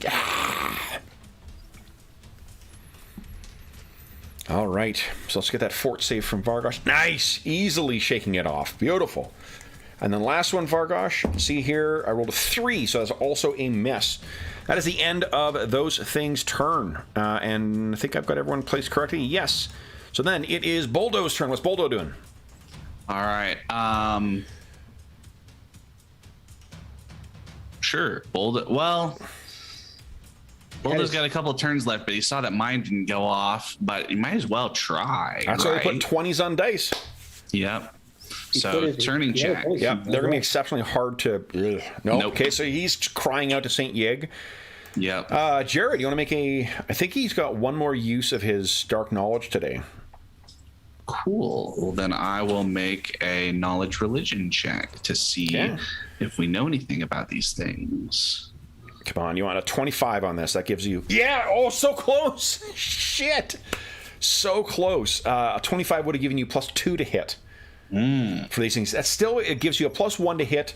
So he shouts out, "Don't let them touch you!" And what does he want to do? He still has a standard action. So he can take a shot. Take a shot, but everybody's in melee. Yes, so it'll be -4 to hit. -4 to hit. But again, yeah, the weak one over here seems like that might as well take the shot. Yep. He knows there's otherwise no special resistance with apart from being undead. There's nothing else about these things, like, you know, using specific types of weapons or any shit like that. That is a miss. That includes the -4, so that's why it's so all right. low. Golmox, what's Golmox doing? Let me zoom in here. Probably pooping his drawers, but he'll run over to the other side because looks like Vargosh has got this. You got this. And hey, need some help? Vargosh is good over there. Okay. And maybe swing with his club. Here we go. Because he's like really excited to be hitting things over here. Come on. And he's gonna power attack it because you know he can do that thing. Comes. Wow. Solid hit. First blood goes to Golmox. This thing breaks and falls down. Then it is Rikus. All right, I have no more turns left, so with my move action, I will redraw the mace, and I will try to smack the one that is next to me. Go ahead.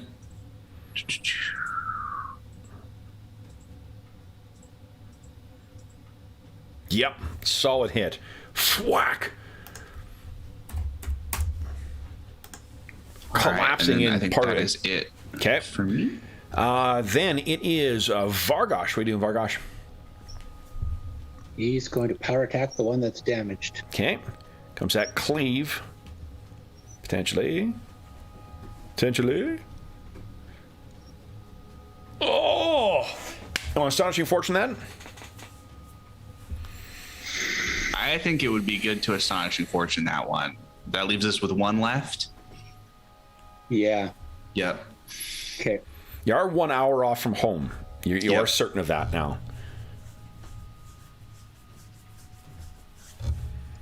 There we go. Look at that. Holy shit. That is 2 nat 20s for Dave today. It's on attack rolls.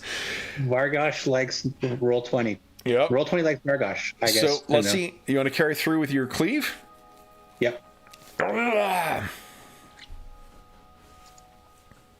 Here it comes. Oh, that hits. And a chance enough to take it down in a single stroke. If only he had great cleave. Again. All right, Vargosh. Anything else you wish to do? You could take a step as well, I guess. The water's not deep. Take a 5-foot step. Okay. All right, then it is Howland's turn. Howland felt the numbness that comes from the touch of these horrific things. So, what does she wish to do? She wishes to slay the one that's in front of her. Okay. Her battle axe. Also a power attack. +1 bonus. I made a morale check for them as well, too.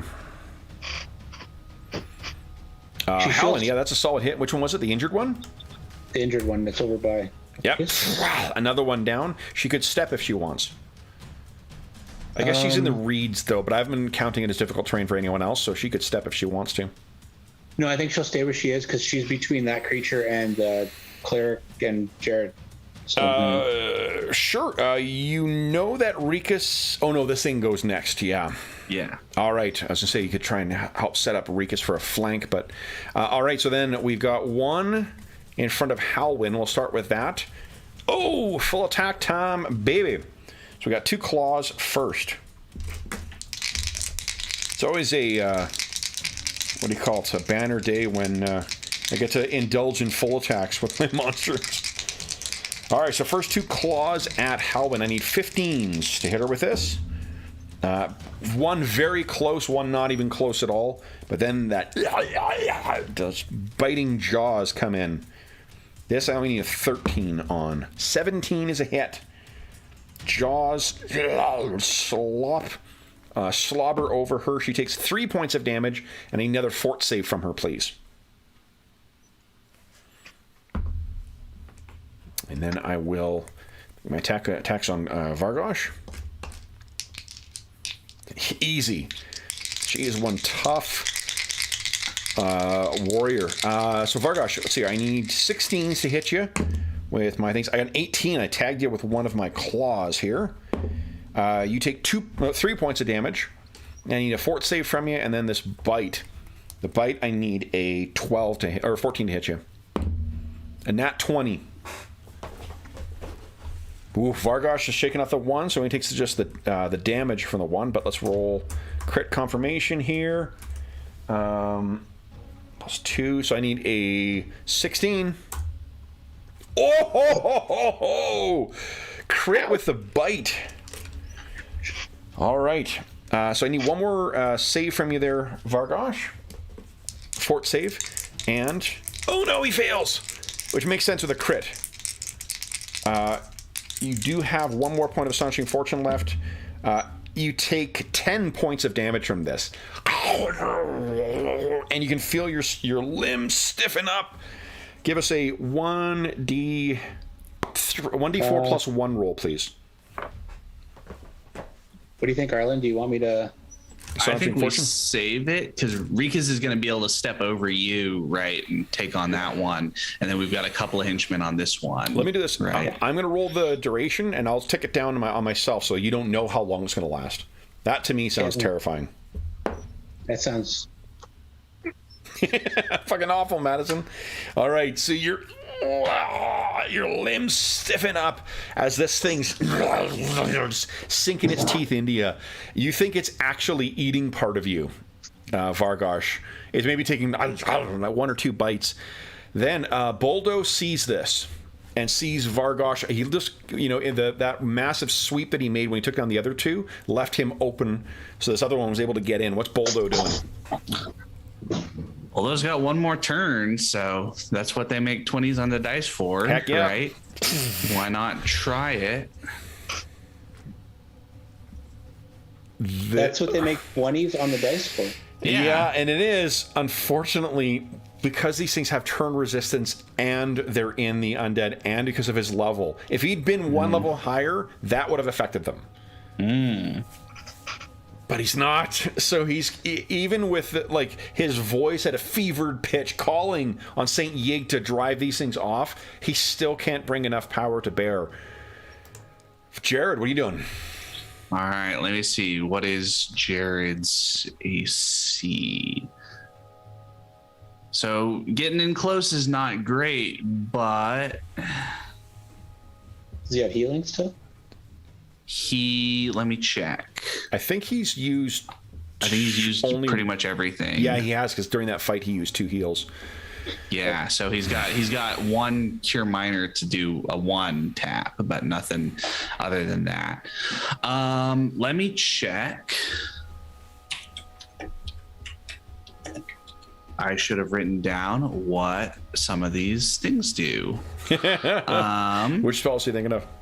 I'm thinking of Bless, which he Plus does one have. to hit, plus 1 to saves versus fear, I believe. Yeah, so plus 1 to hit. These things aren't too hard to hit, but that would be a total +2 coming from Jared. Yep. So yeah, he'll pop off a Bless spell. Let's see if and I can't remember if Bless targets 1 or everybody. Allies, plural. All allies in the 50-foot burst.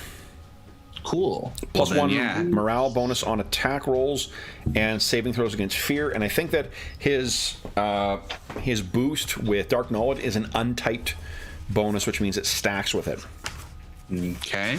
So that is pretty badass. All right. So then, yeah, he forms that ring of golden powers. Yeah, non-type bonus. There's golden runes above him, and then he gestures like that with his hands to the side, and this wash hits you guys, and you each get +1 to hit and +1 to saves versus fear. What's Goldmox doing?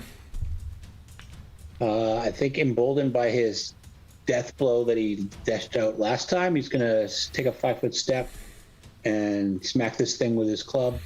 Please do. Come on. Yes, nice hit. Yeah, get off of her! Smash, and you hear some cracking and breaking of old desiccated ribs. Rikas, what are you doing? All right, so I'm going to move myself here, but narratively what I want to do is step over Vargosh's body, right? So that hopefully this thing can't just, easily finish him off while he's down. Yeah, yep. And then smack this thing. Please do. One of the upsides is just like interacting with an object, drawing attacks of opportunity, grabbing a body to drag it off for dinner would also attract an attack of opportunity. All right. All right, so that's a solid hit. Minus. That's right, I like that description, Kev. I try to convey as much information as I can. And you guys have seen these things drag off dinner before in the form of henchmen, right? Mm-hmm. All right, so you solidly connect with this thing. Its mouth is just a mess of gore from where it was gnawing onto Vargosh. Vargosh, I have ticked you down. Your arms and limbs are still locked in place. Halwyn, what's Halwyn doing? Halwyn is going to. I don't think she can 5-foot step to here, right? Because that's through an enemy No, square. because Yeah, that's you can. through Yep. the. No, because that's across the corner. I You can't do that with enemies. You can. You just can't do it with when you're going around corners. I said you couldn't last time. I was wrong about that. Okay. Yeah, that's one of the things I looked up afterwards. Okay, so Halwyn. Make sure I'm on the right screen. Yeah. Now you got me double checking. I'm sure I looked it up because usually at the end of a session when I've got doubts about things, I look that up in my handy dandy rules compendium at the end of the day. Opponent.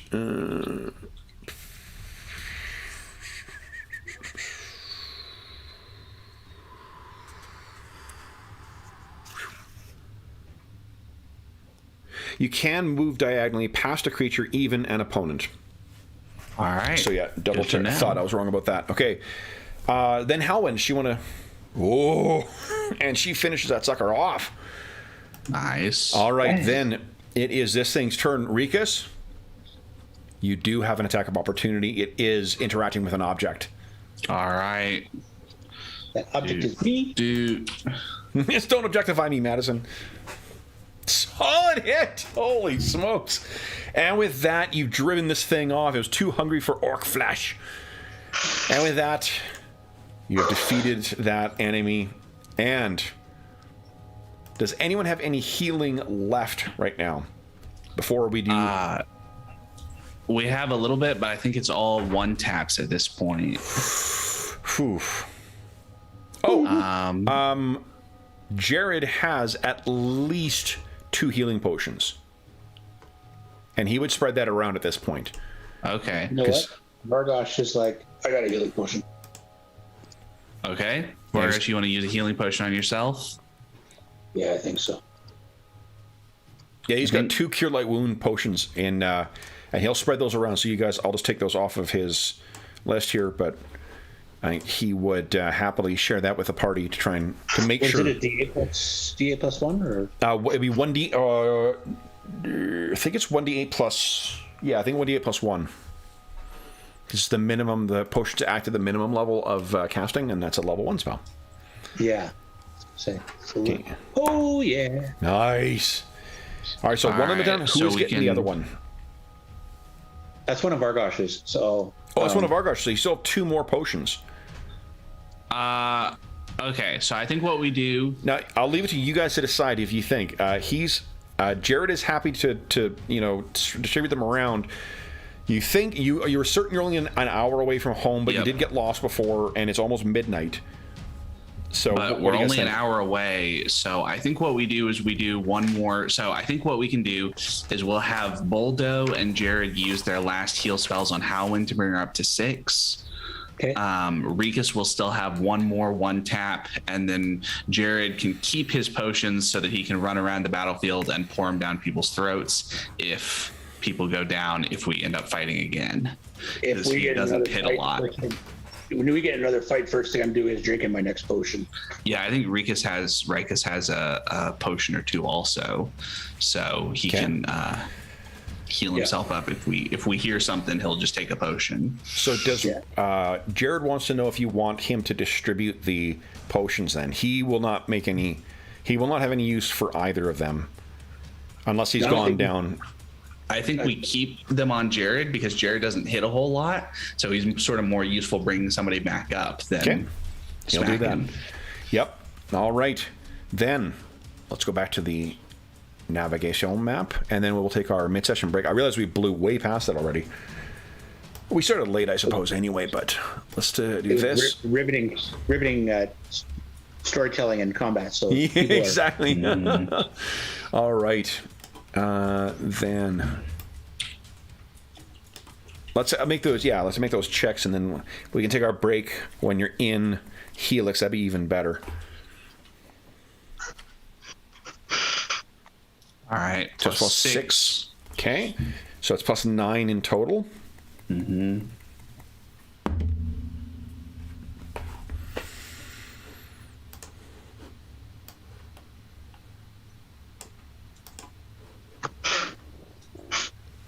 back in Helix. And wow, I bet we're exhausted. We're up to like 7 this morning. Yeah, it's almost 1 in the morning right now. Like almost everybody has already filed out of the Brace and Strumpet. There's only the real last hangers on who are here as you guys drag yourself in. I think that they looks to Hallwyn and who's the other one that joined us? Boldo? I guess, and Golmox too. He's like, we always stop at the Strumpet before we go. If you want to go back to a room or wherever you're staying, that's fine. But we go to the Strumpet and we have a drink. That's our thing. Halwyn kind of hoots, and like there's a drunk in the corner who's kind of like, ah! and then goes back to sleep. But she's definitely up for a drink. Boldo will join for a drink as well too, but he's not quite as enthusiastic. Jared is already he's taking his things off, and you can see like all the mud and whatnot from his from the traveling in the Barrowmaze all covers him. So you've got everybody willing, and Golmox with his newfound courage is certainly eager to join with you guys. So with that, let's take our mid-session break. Then we'll see what you guys recover overnight for healing, and then we'll see what level, because Rikus has hit level 3. It'll be interesting to see if you go level 3 with Cleric, or if you dabble like some of your other dilettante companions do. So for those listening at home, we'll be back in about 5 minutes.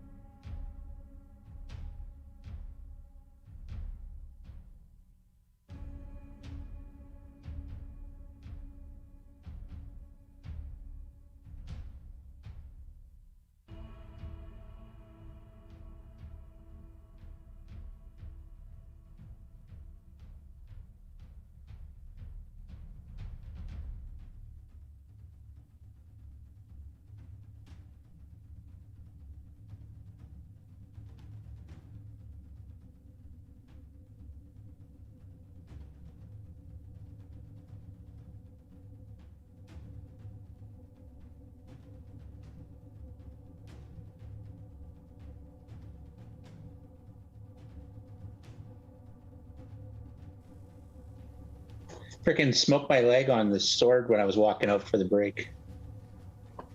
Because I quite not so brilliantly slid it onto a chair and left it sitting horizontal on the chair, but I didn't realize it was also sticking out beyond the table. It's like go around the table on the break and crack my knee on the blade of the sword. Those fumble rolls coming into play. Yeah, I gotta be careful. Yep. It's a good thing it's a replica without a sharpened blade, because that would be dangerous. It would be dangerous. Although you could just wear your chainmail to compensate, right? Because the chainmail would protect you from the sharp edge.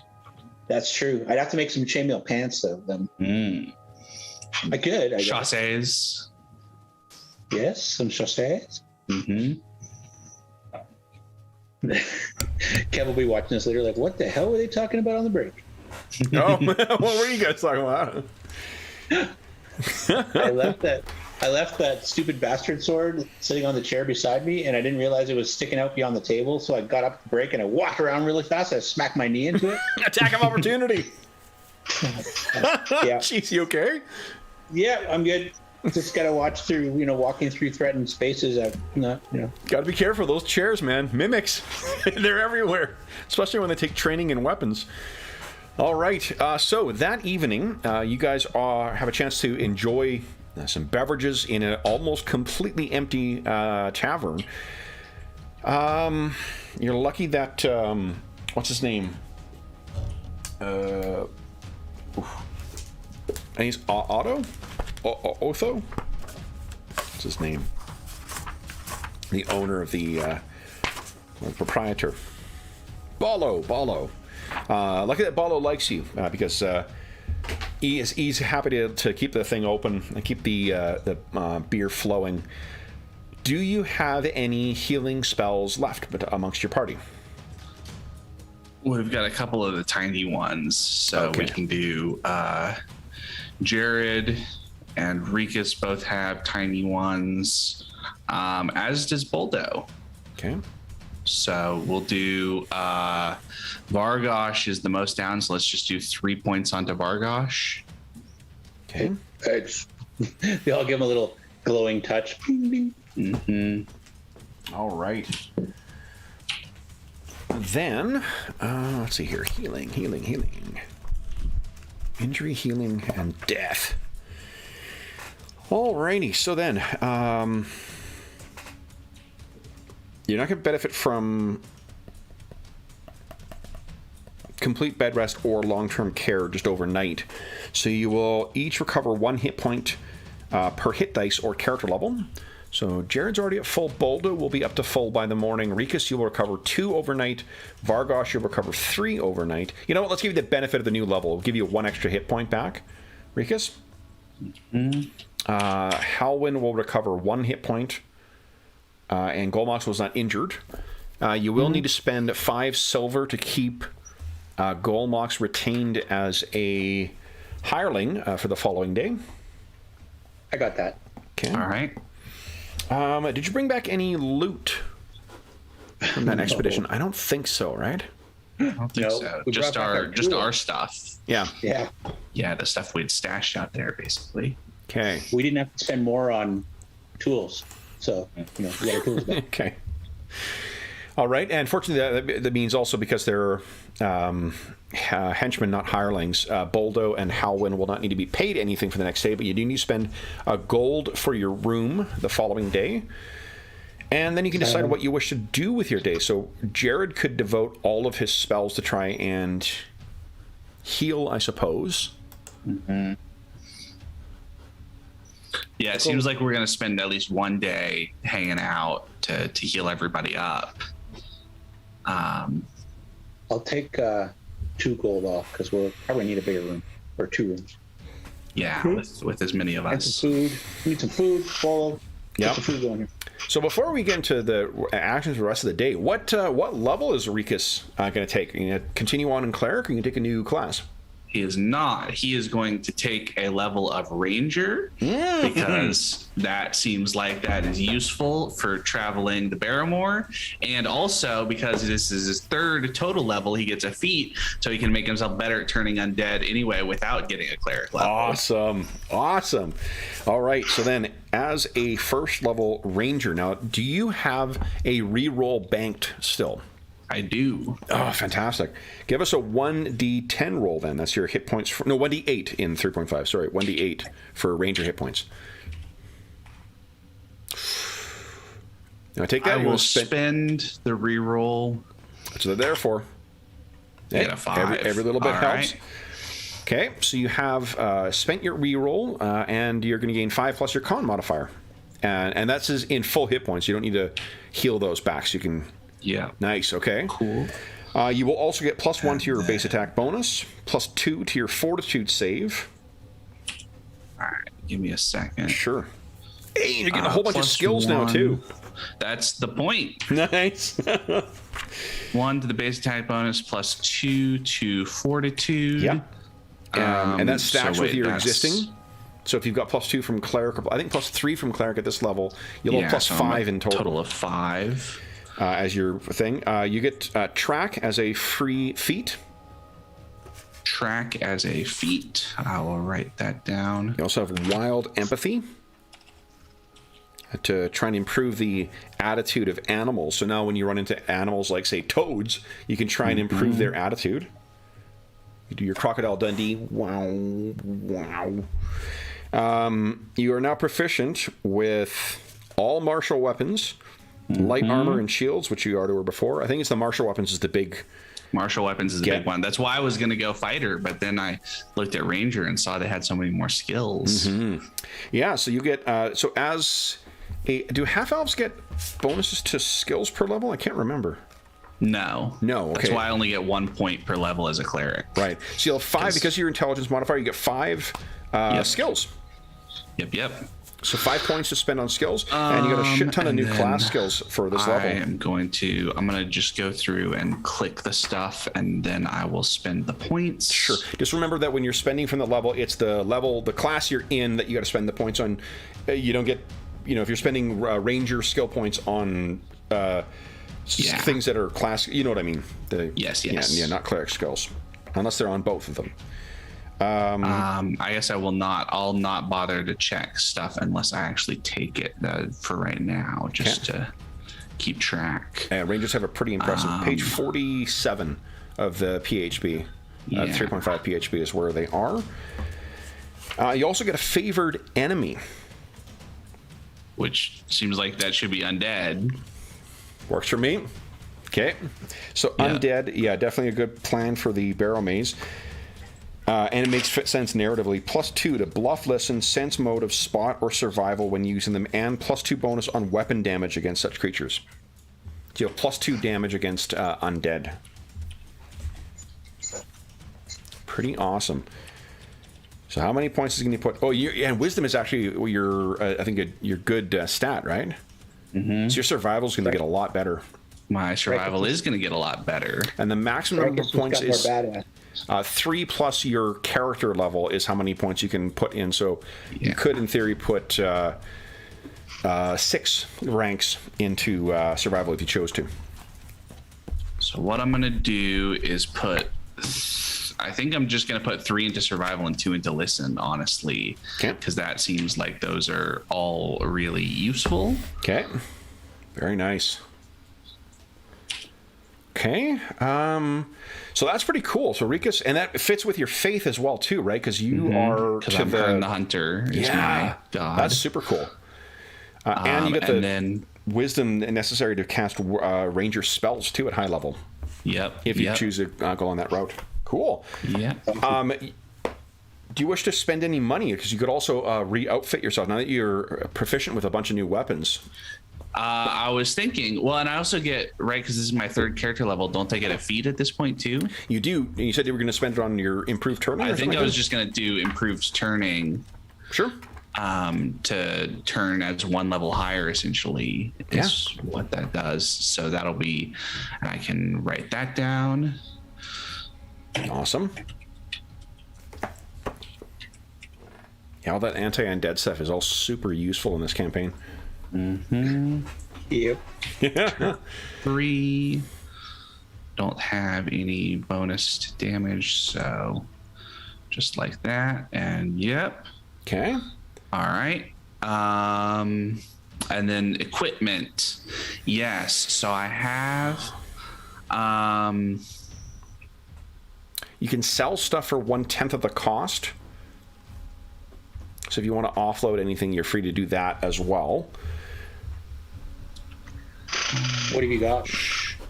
I don't have a lot of extra stuff. The only real extra thing I have is a light crossbow that I never use.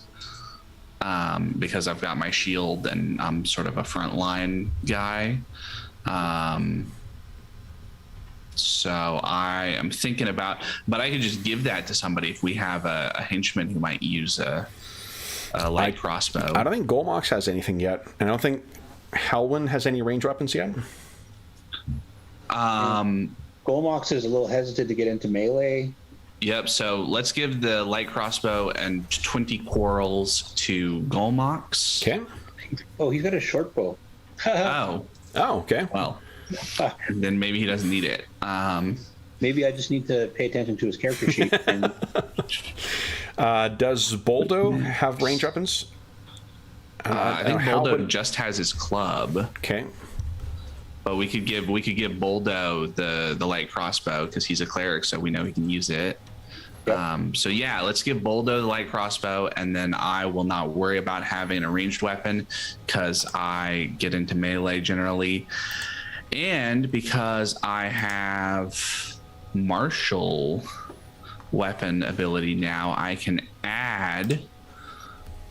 What am I going to add to my collection? I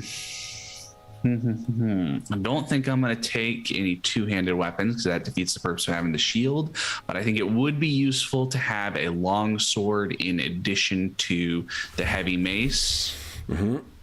That 19 or 20 crit is not too bad either.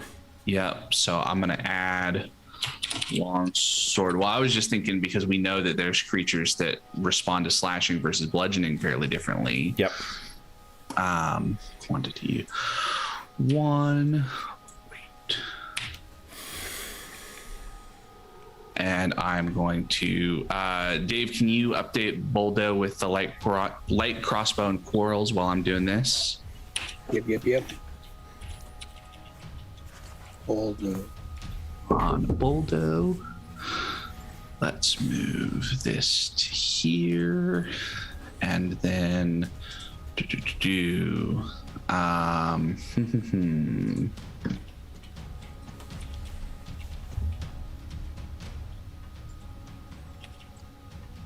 I will add my longsword onto weapons.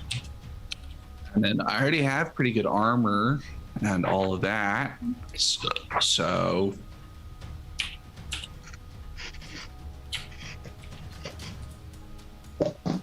Okay.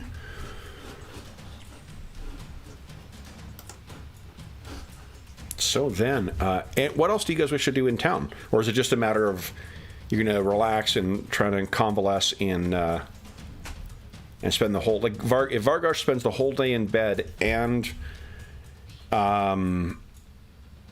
is able to...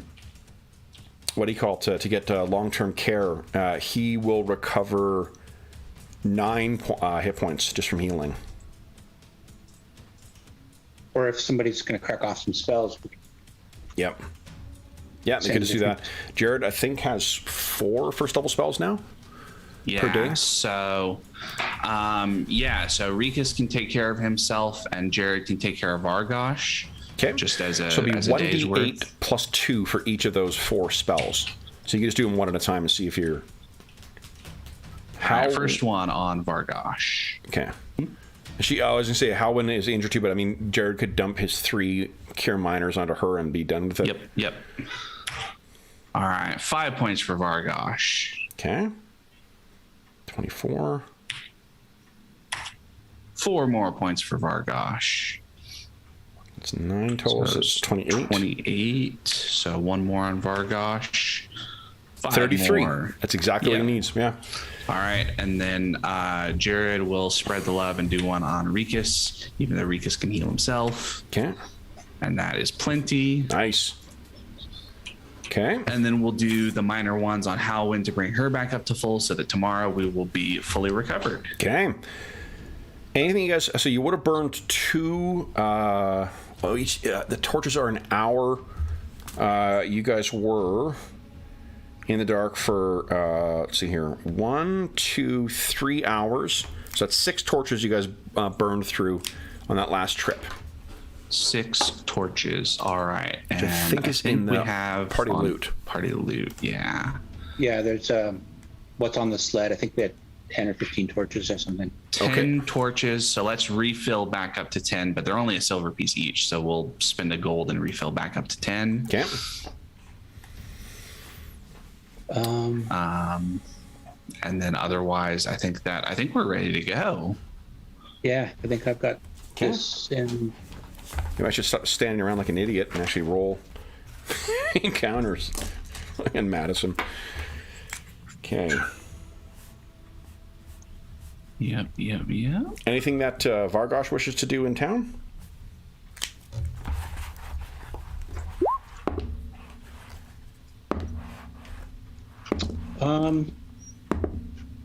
I think he might wander over to. Actually, he'll just hang out at the Strumpet. Grab some sweets. Okay. Wait, sweets are always good luck for him now. All right. So then, if you guys are ready, you can head out back to the Barrowmaze. So go ahead and select, Arlen, what spells that Jared and Bolda will prepare, and for Rikus, what they're preparing for the day. So we got to spend one more night, so I'll take 2 more gold off for Vargosh for the Yeah. the rooms. All right. We'll Spell. make it 3 because he's going to buy a bunch of sweets before we leave. Okay. That looks good. And then Jared. Bundle. I just lost your camera, Arlen. I'm not sure what. I tried. I will. refreshing, Let's but see. No joy. Back now. Back now. Yeah. Thank you. Cool. You think sweets are like a gold a pound, Kev? Say again. About a pound of sweets for a gold? That's more than generous. Absolutely. All right, sounds good. He's got I put it on his character sheet. Bundle of sweet meat, tarts, and pastries for a gold. one pound. Why is Vargosh followed by flies all the time? Carnivorous fruit flies. All right. I think. Yeah. It's like an ache in his stomach by the time we get halfway through the Barrowmore, because he's been eating all this sugar. Okay. Oh, you know what I'm going to do too, guys? Let's do this. I haven't been doing this thus far. But I got an idea. Got an idea. Let's see. Where? Can we put it here? Come on. Yes, here we go. So here we go. Rather than me narrating, I mean, I'm going to keep narrating anyway, but you know it's 4 hours to get to the Barrowmaze, right? So, boom, there we go. We got our way of marking. You guys should have access to it. What color is it, though? That's what I want to know. It's the Barrowmaze, so it's red. Okay. Red like the blood of our friends. Yeah. So, let me see something here.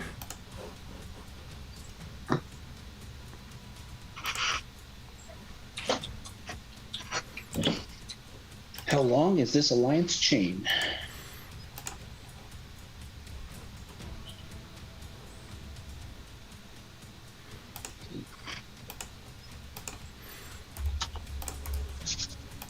Can you guys see the blue bar? Or you see only one red bar on that? Well, it's not really red because it's 0 out of. Here we go. Let me do so- this. Can you see the red bar? Can see the red bar, cannot see the blue bar. Can't see the blue bar? No. Cool. So what I'm going to do is, for those listening at home, I'm going to track on the blue how far you actually are. So if you're making so the progress people or not, watching, yeah, everybody watching knows exactly how far we're out, and we don't. exactly. And you guys don't. So you guys will know how long you think you are. All right. So then it is first hour. Okay. Oh, you know, Halwyn, why is her token only at 4? She should be at full. She should be at 10, right? Yeah. Yeah. Okay, there we go. All right. So then, with you guys setting off, we'll assume that once again you're setting off at up at 7, out of the door by 8. So first batch of supporting rolls, please. All right. Jared and Boldo.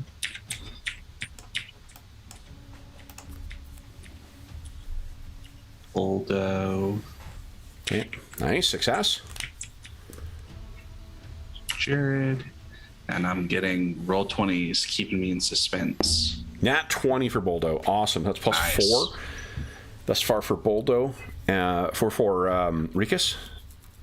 No help from Halwyn. Let's see. Vargosh has been pretty helpful lately. Yeah, Yeah, Vargosh, he- Jared, and Oh, Boldo. success was all 6. help. What is Rikus's bonus now? Rikus's bonus is now a +6. A 6. Excellent. That's plus 12 in this roll. All right. Yeah. So then you can go ahead and add 1 to your red. 1 successful hour out, and you've run into nothing thus far. 9 a.m. I cannot access the token. You guys cannot edit it? No. I cannot. Let's see here. I can Players. see the bar and Says you the should be- numbers. That's weird. It says that you should be able to see and edit. Is it controlled by us? Well, the thing is, if it couldn't, I don't know what would be the purpose of having an option to allow people to edit it if they couldn't also, if you need to have control. I don't see what the purpose would be either, but I think Yeah. that might be the thing that So let's is see making here. it so that we can't do it. Here we go. Can you guys try it now? Can you see the blue Oh, bar? Yeah, I cannot see the blue bar, can see the red bar at 0 right now, and can edit it. Awesome. Okay, so we got what we needed. All right. Then next hour, nothing is. You venture out into the Barrowmoor. Seems that nothing is afoot. Let's see. Good first hour as far as you can tell. So plus 2 from Rikus, or from Boldo. Nat 20 from Vargosh, so plus 4. It's a plus 10 in total. Okay. I'm going to keep clicking on this whether you get progress or not. Go ahead and add 1 more. 2 hours out. It is now 10 o'clock. As far as you can, and once again, nothing out here. You keep thinking you're going to see those horrific ghouls again, but nothing. More supporting rolls. Okay. So Just a Not- plus not- 2, so total of +8. total plus 8. All right. Then another hour passes. 11 a.m. At this rate, guys, you should make it there by noon. Okay. Then, All right. final hour, unless you're lost. Okay. Plus 4. 5, 6. That's plus 12.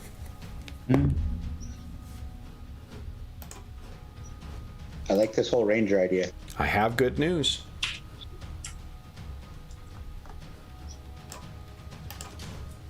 You guys have reached the Barrowmoor, or sorry, the Barrow Mounds again. First time out. This is maybe one of the first times you guys have actually made it there without any getting lost, any random encounter, or anything. So, Well, maybe it's a special day. Maybe all right. So, arriving at the Barrow Mounds. One thing you did not discuss is strategy for today. One of the reasons why you guys went back to grab all that stuff was to get the digging supplies and the mallets and shit like that. What are you guys thinking? What is the plan for today? I think we go back to the Barrowmaze. Yeah, I think we just go to the maze. Seems like that's the best odds of getting treasure and all that stuff. Yep. And then fortune and glory, Yep. every time we come back. Went to the maze. Yeah. Yep, exactly. Not telling you where it is, but we went to the maze.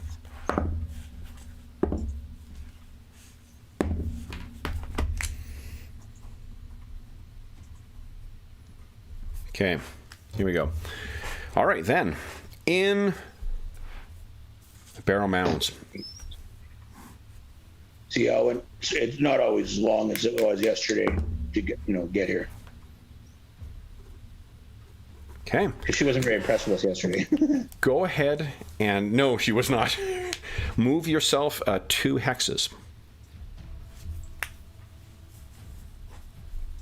Okay, 12, 10. And 2 more hexes, please. All right. 12, 20. Nothing yet.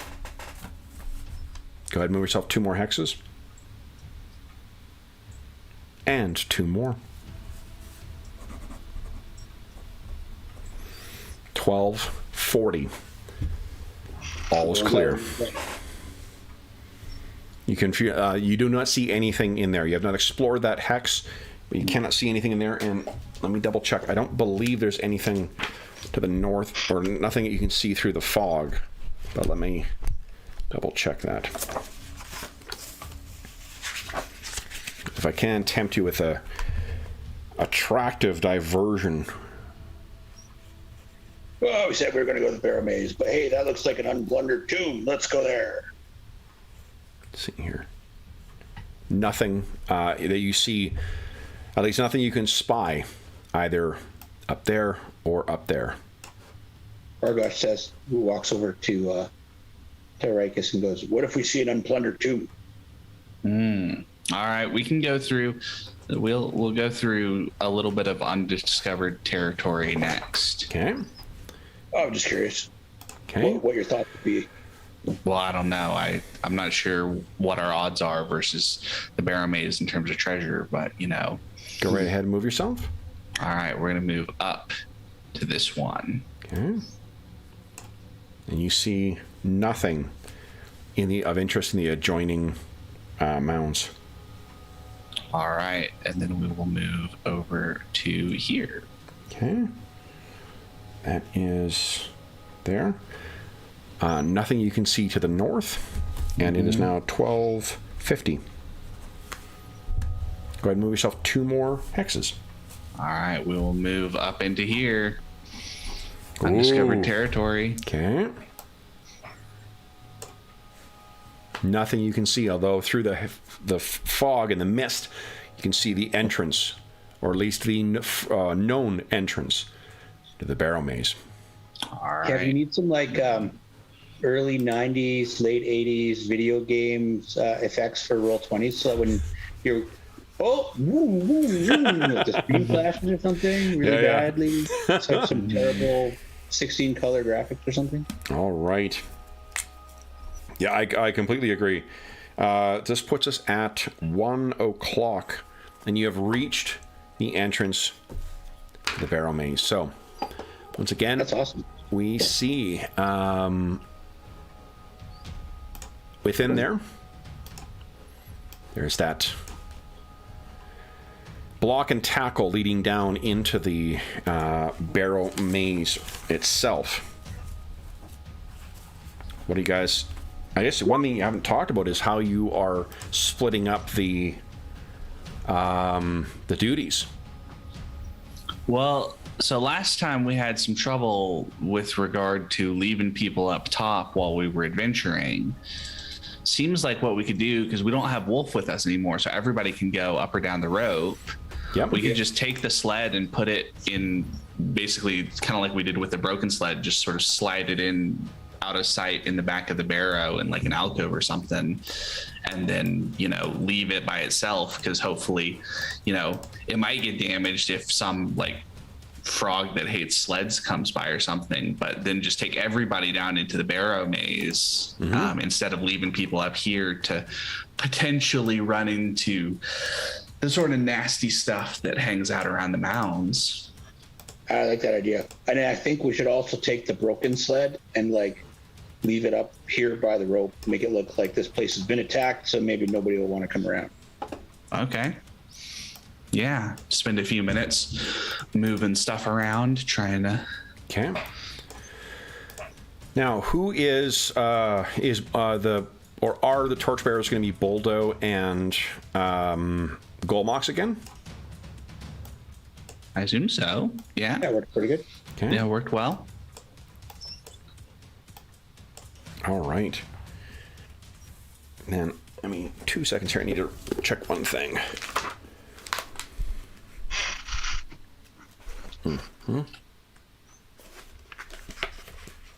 Okay.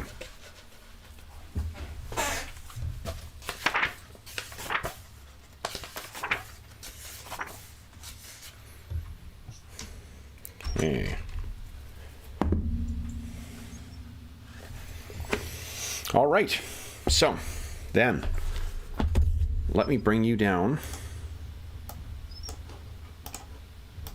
into the Barrow Maze. So, and just a reminder.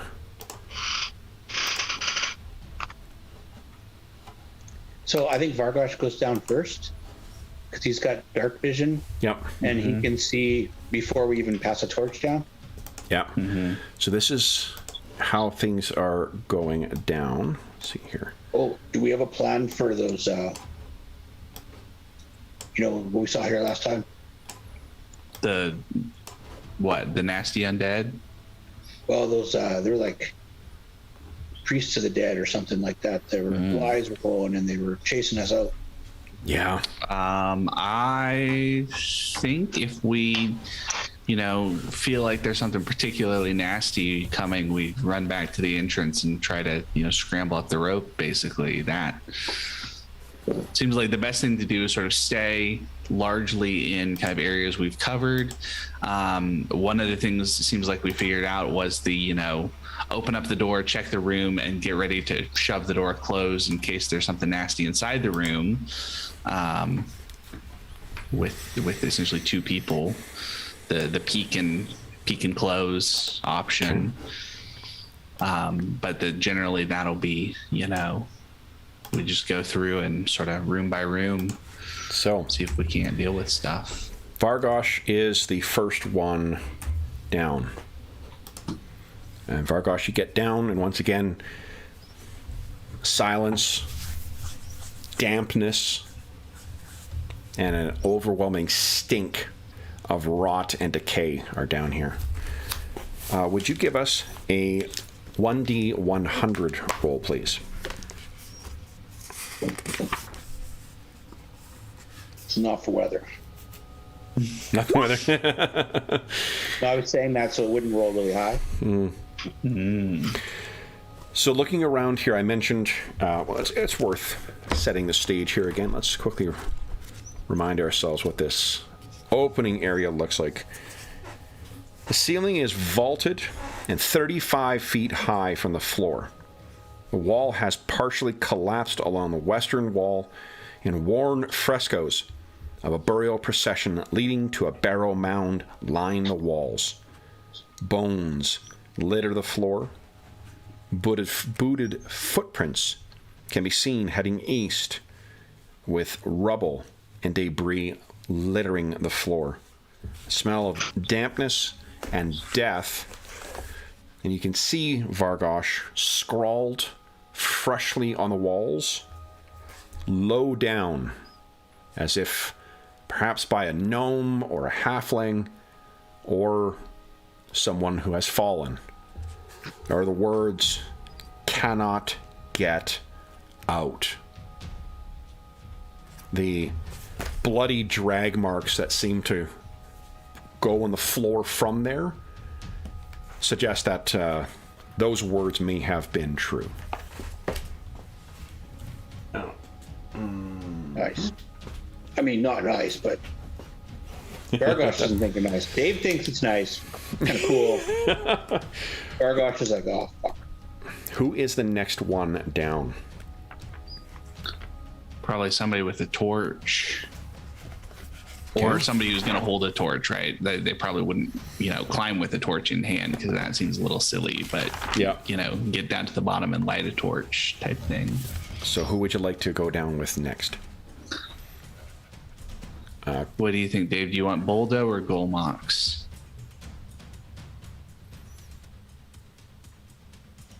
Let's go with Boldo. All right. Just in Boldo case you get a quick is undead down. turn or something. You may have picked up the yellow is where the location of the rope. Mm-hmm. Okay. All right. Who would go down next? Send Jared down next. Okay. Whee! He fire poles it. I'm not sure he's super agile. I can't remember what his stats are, but he is down. He's definitely smarter than he is agile. Let's put it that way. Okay. Who is next? Golmox doesn't want to be left up there by himself, so he's like, hey, me now? Me? Okay. Yeah. Golmox is down. The torch is lit. Next. Let's do Halwyn and then Rikus. Rikus can be the rear guard like he's been. Okay. Halvin is down. And then Rikus. You guys are all down here. No. Nice. Bear with me a second.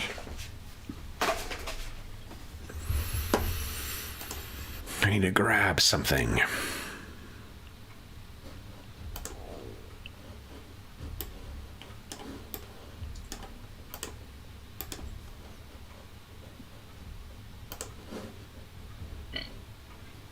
So as you guys get yourself down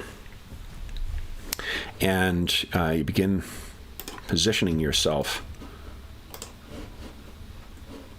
for your expedition into the depths of the Barrowmaze. Rika, since your listen is even better now, go ahead and give us a listen check. All right. Let me switch up the music as well, too. Something a little creepier, if I got it lined up.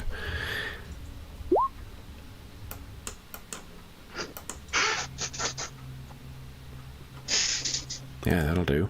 18, pretty good. All right, so then you were the first, then, Rikus, to hear the moaning and shuffling sound of creatures moving their way down the hall.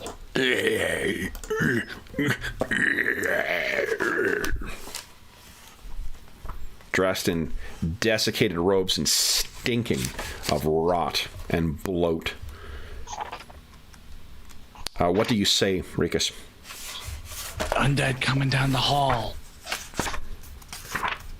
Vargosh looks to Halwyn, kind of nods forward. Go ahead and take one round to disposition yourselves, guys, where you wish to be.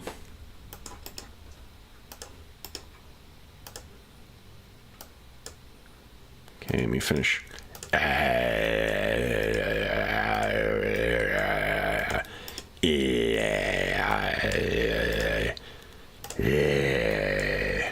Oh, whoops. Sorry, I put Okay. Jared in the wrong spot. All right, so these things are shambling their way down. Let's get some initiatizing going on here. You open this a bit. I'm using green on Vargosh just open for rage. Oh, okay, yep. Okay, Tracking his Sure. number of rages. nice. Okay. Only gets one right now, but Now, let's see. what these guys are going to get.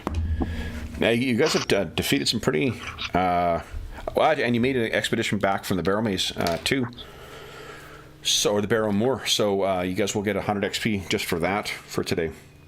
You know, with a +4 base attack bonus, Kev, and another level of fighter, I think I can take Great Cleave.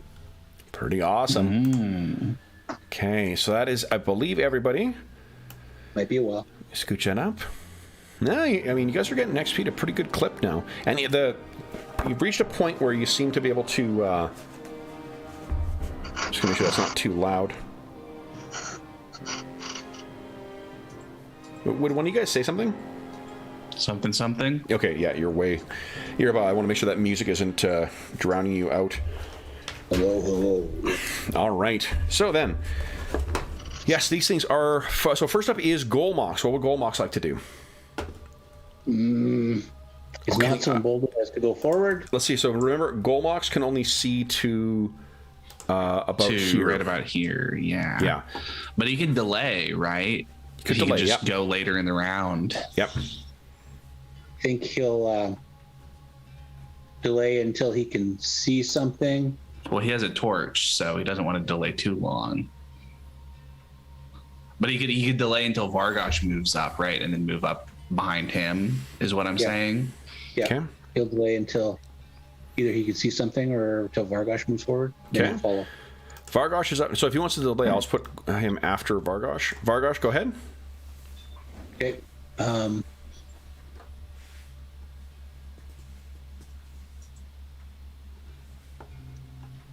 Vargosh has to go slower because everybody else goes slower. And Vargosh, these things, the state of their corpses, they look exactly like those things that almost tore your throat out. Yeah, 2 days ago. Really? He's like, oh, there's like 6 of them. Okay. And they're wearing some kind of, like the clothes and the desiccated, garments that they have on them. They seem a little different, but he'll have his heavy flail out, and he's gotten it ready. He's like, all right, come, Papa. Okay.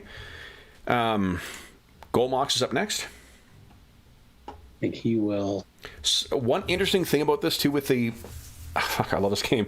The natural lighting is that Jared, because he needs to see them, he almost needs to be like right near the front, right, to be able to see them, because then he can spot them and try and figure out what the hell they are. Okay, so Golmox moves up. So Dave, so Golmox can see about 10 feet in front of Vargosh right now. Yeah, I could kind of see the edge of the light in the dynamic lighting. Oh, okay, great. Yeah, there's like a curve in these squares here. Yeah. Okay, cool. All right, then it is, speaking of Jared's turn. What's Jared doing? All right, 1, 2, 3, 4, up to here. Okay. He's scampering forward. He can hear it. Yeah. But he cannot quite see these things yet. Boldo is up next. Boldo, 1, 2, 3, 4, to here. Okay. And Halwyn?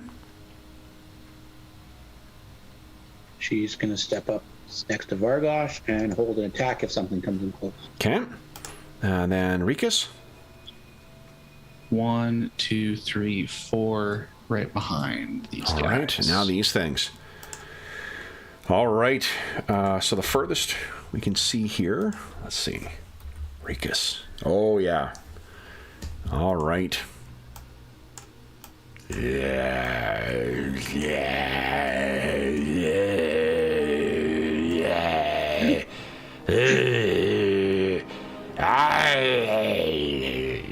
Vargosh, if you got a readied action, Yeah. go ahead.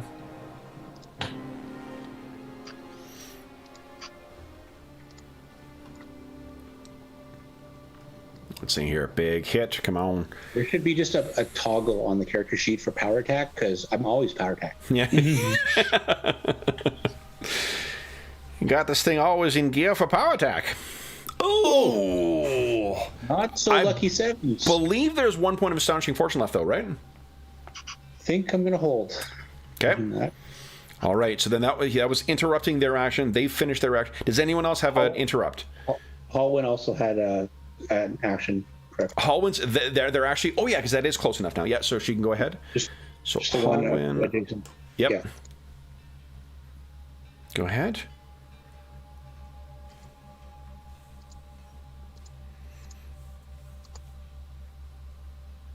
Okay, that is a hit. These things are quite easy to hit. And she just splits this thing. Its flesh peels off of it like overcooked venison. Just... Though the thought, of course, of putting this flesh in your mouth is enough to churn the stomach. I don't know what kind of venison you've been eating, Kev, but... Yeah.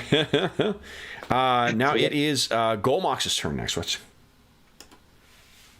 I think he's just going to stay where he is. Okay.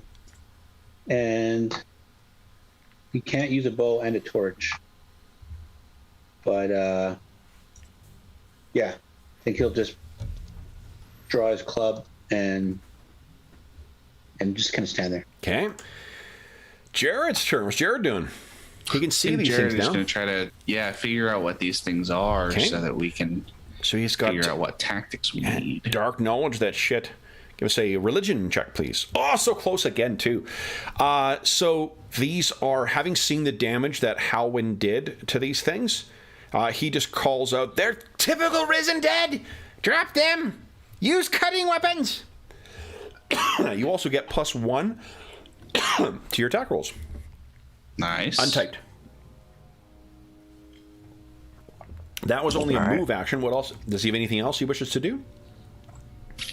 I don't think so. Okay. I think we just want to hold the line like this, basically. Okay. Boldo's up next. Boldo is just going to hold the torch, doing his best to kind of keep it, Yep. up high so that we can see what's going on. Then Rikus. Rikus will draw his new longsword, and he will step right over here to sort of step past Halwyn if she needs to retreat. Okay. Then it is Vargosh. What are you doing, Vargosh?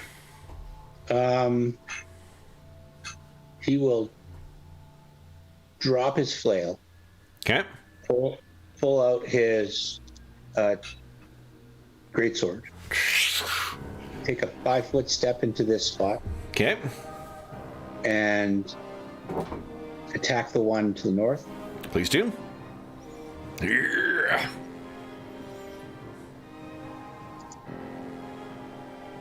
Just like a passing occupant of a condo. Get a +1. +1, yes, from Jared's dark knowledge. That is still good enough. So, he has 13 damage. would you like to cleave? He will cleave Okay. at the one directly here. Okay. Yeah. Oh, miss. Jeepers. Ones and sixes and sixes and ones. All right. Then it is Halwyn's turn. What's Halwyn doing? Your fearless fighter. She kind of looks back at Rikus and is kind of like, "You going up? Well, I'm going to step up." Bam. Okay. And Go ahead with that battle axe.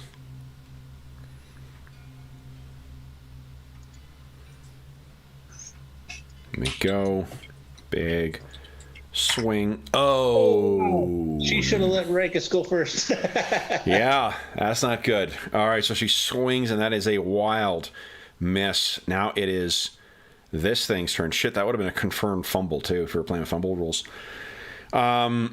That is then these things. All right, so we got one on each of you guys. First, on Vargosh, you got a 16 AC right now. I need a 14 to hit you. Yeah. So one of these clubs, one of the hands comes down at you like a thunderous club coming down. 12 is a miss. Your armor keeps you safe on this one, Vargosh. Then on Halwyn, I need a 13 to hit her. Oh, 11. It's a miss. Then the others cannot squeeze by there. I guess I'll move up here. Trying to get in on her.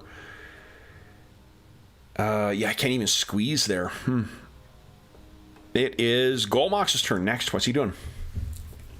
He's kind of like, well, what do you want me to do? You want me to shoot? Somebody want to take the torch? Yeah, because if he puts the torch down, there's a chance it goes out. Yeah. Is Jared doing any? Jared's got his crossbow. Jared could use his crossbow, or Golmox could pass his torch to Jared, and because Jared's not really doing anything else. Okay, then he'll pass his torch to Jared, and he'll pull out his bow to use, say, next turn. Okay. Because it's an action to pass the torch, right? Yeah, I think it's an action to pass the torch. So then it's Jared's turn. All right, Jared's got his torch, still squeaking about how they're undead and how to deal with them. Yep. But I don't think he has anything particular that he wants to do in these tight quarters. Okay. Boldo. Bolda will just move up to kind of keep the formation. Okay. And Rikus. Rikus will move up to here, and if Howin gets pushed back or Vargosh gets pushed back or something like that, he can step up. And okay, Vargosh, you're up next.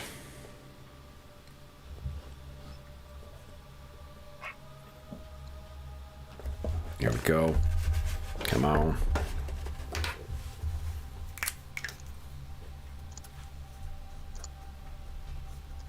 Bam. Yeah, solid hit. Not enough quite to take it down, unfortunately. So, you hack into this thing. Seems that Jared is absolutely correct. Blades are the correct strategy against these things. Halwyn is up next. Well, I think she's going to go full-on wild kill stealer, and she's going to try and kill that one that's wounded. Yep, smart plan.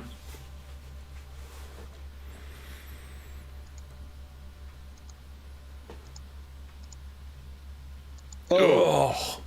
And then maybe she says, hey, maybe this is not my fight, Rikus. You want to step up? Yeah, she could 5 foot step back to here to let Rikus take the lead. Okay. Next turn. Then Except zombies are probably going to step in. Yeah.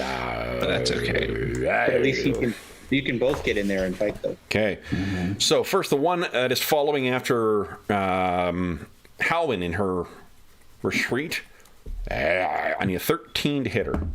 Ooh, 10. It is a mess. Vargosh, I have 2 on you, and I need a 14 to hit you. The first one is a miss. Second one, keeping your defenses up. Miss again. So that is it for the zomboids. Next is Golmox. What are you doing, Golmox? Keeping the torch up? No, he's got that bow. He passed his torch to Jared, so he can take a shot at one of these back ones that's on in melee. Yep. Yeah, he's going to shoot at exactly that. Jared does point out that piercing, those won't do much. Yeah. Can't power attack. Nope. Solid hit for no damage. Why did that roll no? There's got to be something wrong. Oh, I don't think the damage was entered on that. Remember the damage? Right, when the character sheets got adjusted, you have to go and put the numbers back in. Yep. So I'll just roll a D6, I think it is. Yeah, D6. Yeah. It hits it. Does not seem to do anything. Jared's turn. Just holding the torch for the rest of us. Boldo. Same thing. Rikus. I'm going to try to slash this guy. Okay. Maiden voyage for your longsword. Yep. Let's see here. My longsword. Here we go. Not flanking, not power. Oh, attack. and remember, +2 damage because it's favored enemy. Nice. Very nice. Does that include your +2? That does. Awesome. Okay. So, solid hit on this thing. You're beginning to develop a hatred of these things, I believe. Anything else you wish to do? I don't think so. Okay, Vargosh. Vargosh is going to hit the one in front of him that's wounded. Okay. Oh, I think that hits. Yep, that hits. That is really? down. Wow. Yep. Go ahead and make your cleave. He might as well strike at the one in front of him. Okay. Oh, sorry. I thought you want. Sorry, Dave. I may have took the wrong one off. Yeah, that was the wrong one, but. Okay, hold on. I can That's what put I was it back. doing. There you go. Now go ahead. You're getting off light, Arlen. There was a running competition for kill steals last Friday. Oh, the fall through is a miss, though. Then it is. But I will 5 foot step in. Okay. Then it is Halwyn's turn. Vargosh is just like swirling and attacking. He's like, oh, there's a space there. I got to step over this one and crack its buddies. Halwyn is going to attack the one in front of her with battle axe.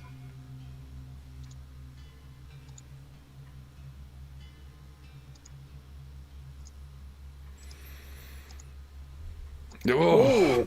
And the rolls go downhill, folks. Yeah, it's a little shaken by us. So on the Zomboid's turn, there, it's strategy A in the Zomboid playbook. 5 foot step, and then we're going to all attack Vargosh because this is all of them turning and trying to swarm you. So Vargosh, I need a 12 to hit you with 2 of them. Let's see here. Nat 20 with one of those. So let me roll my crit confirmation here. This is +4. I need a 16. So, Vargosh, you take... See, that is only 9 points of damage. And then I have 2 more that do not have flanking bonus, so I need a 14 to hit you with these. Neither of those is good enough. So you are tagged quite badly by one of them, but that's it. That is the end of the Zomboid's turn. Golmox, you're up next. Golmox is reloading, or? No, because he struck it pretty good, and it didn't do anything. And Jared's telling him, no more piercing. So he's like, he'll save his arrows, put the bow away. Jared have anything he's going to do? I don't think so. Nothing for Jared or Boldo. They're just holding the torches. Hold off. Rikus, what do you got in mind? All right. I will attack this one right here with the sword. Here we go. Apply blade to undead. That is a hit. Oh, does that include your bonus damage? It does. So close. So close. All right. So you hack this. It is almost completely reduced to its constituent parts, but not quite enough to get down. You could 5 foot step if you chose to as well. Yeah, I'm gonna 5 foot step in here to make sure that I'm ready. Okay. And Halwyn can try to take this one down. Vargosh. Or Vargosh could just kill steal. Mm-hmm. What are you doing, Vargosh? He's attacking the one that's wounded. Okay. Hey, you might as well farm for that cleave. Yep. Right? So free stuff. It's next for attack, right? So. Yep. So an 11. Yep, that's good enough. So 1 down. Go ahead and cleave through. I don't know why you're attacking Rikus, though, but that's 2. 2 of them down.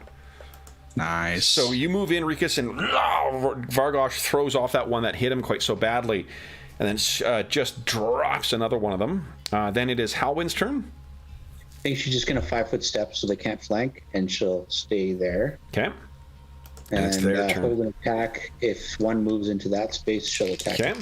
So these two are still trying to drag you down there, Vargosh. I don't have flanking anymore, so I need a 14 to hit you. Let's see here. 18 will do it. The other one misses. One of them gets you. Gets past your defenses. You take 5 points of damage. Then it is Golmox's turn. I'm assuming nothing happening. Jared, nothing happening. He'll take the torch back from Jared and step up. Okay. Boldo, nothing happening. Nothing. I guess Boldo and Jared might just move up to keep the formation. Sure. But, yeah. And then Rikus. Rikus will step up. He will attack this one in front of him with the sword. Here we go. Oh, solid hit. Nicely Nice. done. All right. Setting Then, up Vargosh for the finisher. yep, Vargosh. Rikus has set you up here.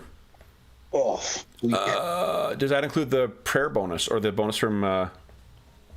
yep. From That's Jared. everything from Dark Knowledge. Yeah. Okay. Yeah.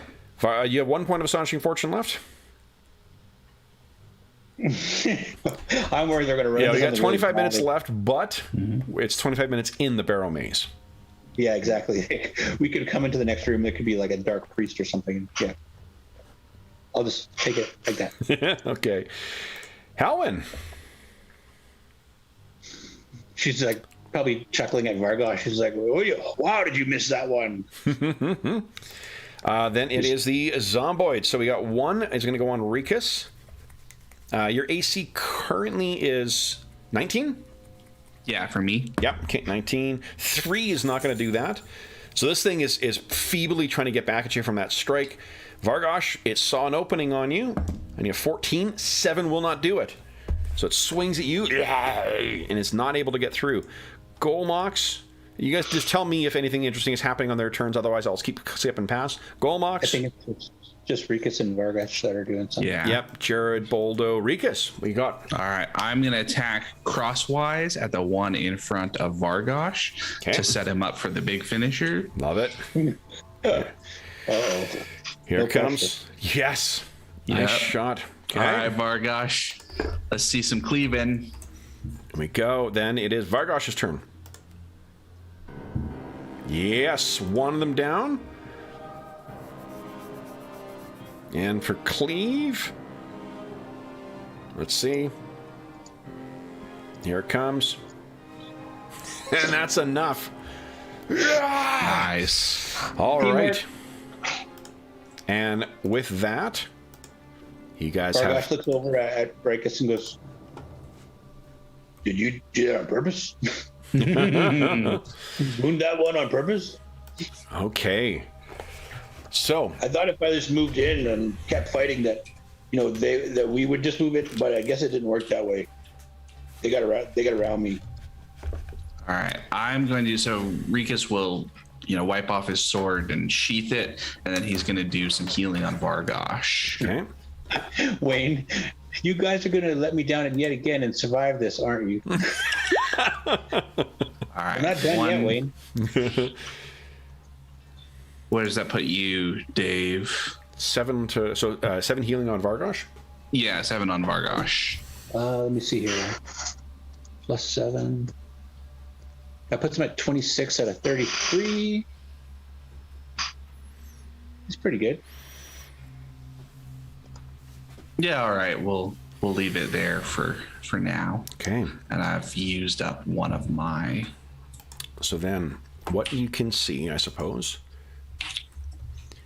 is a door a little further ahead on the right or to the south, and then to your left, there is that as yet unexplored corridor. And we haven't been up there yet, have we? No. No, we could go there. All right. Okay. But I haven't gone down this hallway, so I'm going to check it for traps along the way. Okay. I still actually have under my monitor here all your things. All right. So here, You want me to go square by square? here, and then let's put Boldo here and Halwyn on the sort of flank side. Jared here, and then where do you want Golmox? You want them up to you? You have some light?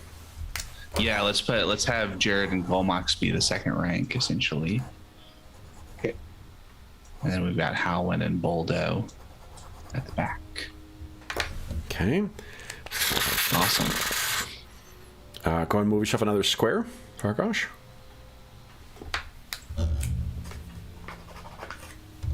And go ahead. You can actually move yourself right up to the door if you'd like.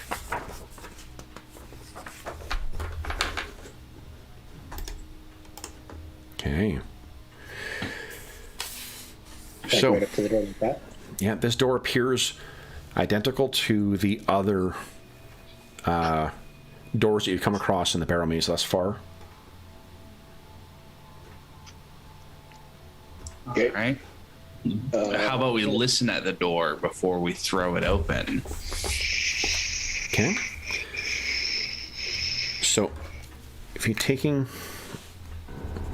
let's see here. What is is Rikus the one with the best listen score? I think so, because he's at a +7 now. +7 now. Okay. Yeah. So, so you stop and listen. You take the full minute to just sort of listen in. You can't hear anything in there. All right. Treasure doesn't make noise, boys. All right. Is the door locked? Let's check it out. Yeah, let's see if we can't open the door. The door, none of the mechanisms in any of the doors in the Barrowmaze are easy to open, but Right. it turns and it pushes in. That is what you see. All right. I'm going to keep searching. Okay. You don't see anything. Rikus, are you staying parallel with him, or are you waiting for him to search the different areas? I'm staying essentially one step behind. Okay, so waiting stop for right there. Vargosh. Vargosh, I need you to give us a reflex save, please. I'm not laughing because I'm laughing. Laughing because I'm laughing. Nice. That's amazing. So, there is a door that is sliding down. Let me make sure I'm on the right layer here. Right here. That will seal you off in this room. With a nat 20 on your reflex check, you can choose to be on this side of the room or on that side. So you dive out. Reach back for the helmet. Yeah, exactly. It drops down. I was just laughing because the last time yeah, never mind. I think Hobbs' character and Wes almost died in that room. Jeff. Or Jeff's Jeff's character. yeah. Yeah, but Don got caught in there. Doc and Wes. What would you guys like to do now? This door that slid down, is it what material is it made of? Is it stone or What Vargosh can do is give us a search check. And I can't remember, do you get you don't get a bonus versus traps, it's just you get a bonus for sort of identifying, or for, you get the ability to spot DC 25 or higher traps. So go ahead and give us a search check there, Vargosh. I think you could take a 20 on this if you just choose to spend a whole bunch of time looking. Just really Yeah, to spend 10 Just minutes hang just out. to really, then I'll let you take a 20 on it. Sure. seems Yeah. like if they're guarding something in there, Okay. we might want to know what. So what's your search bonus? 0, I think. 0? Okay. So what you are able to find is that there is a loose stone in a slightly discolored flagstone just to the left of the door. If you push it just to the side, you can see that there is a small mechanism in there. A little, like a lever to kind of pull. And I don't think you need to make a... Well, I mean, that's what you see. What inference you make from that. The door did slide down from the ceiling above, and where it seals is in front of the existing door, the door that went inside. So it doesn't damage the door whatsoever. There must have been concealed runners in the, what do you call it, the lintel, or the frame of the door. Mm-hmm. So I can definitely pop the lever, he thinks. So he's going to... Everybody, get tense up, ready in case something crazy happens. But He kind of waves everybody back. Like, not sure exactly what's going to happen here. Okay. yeah, we step back. All right. And then he'll give the lever a little bit of a jiggle or a tug just to see which way it moves, and then apply some pressure. Okay. Give me a sec here. So set one thing up here.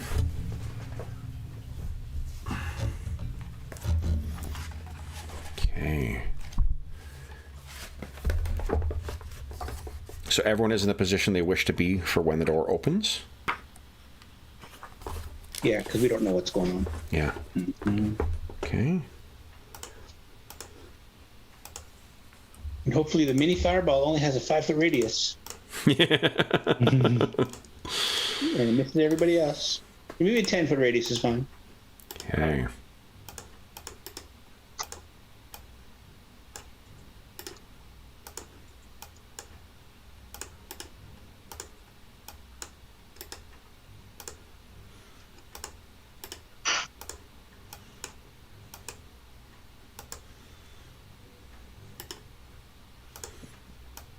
All right.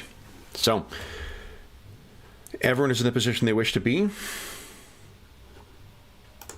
You ready for that door to throw open? Rikus, do you hear something scratching at that door? Did the turn order just pop up, or was it already on the screen? I don't know what you're talking about. I'm like, I went to go check the chat. I came back to the turn order. So the door is thrown open.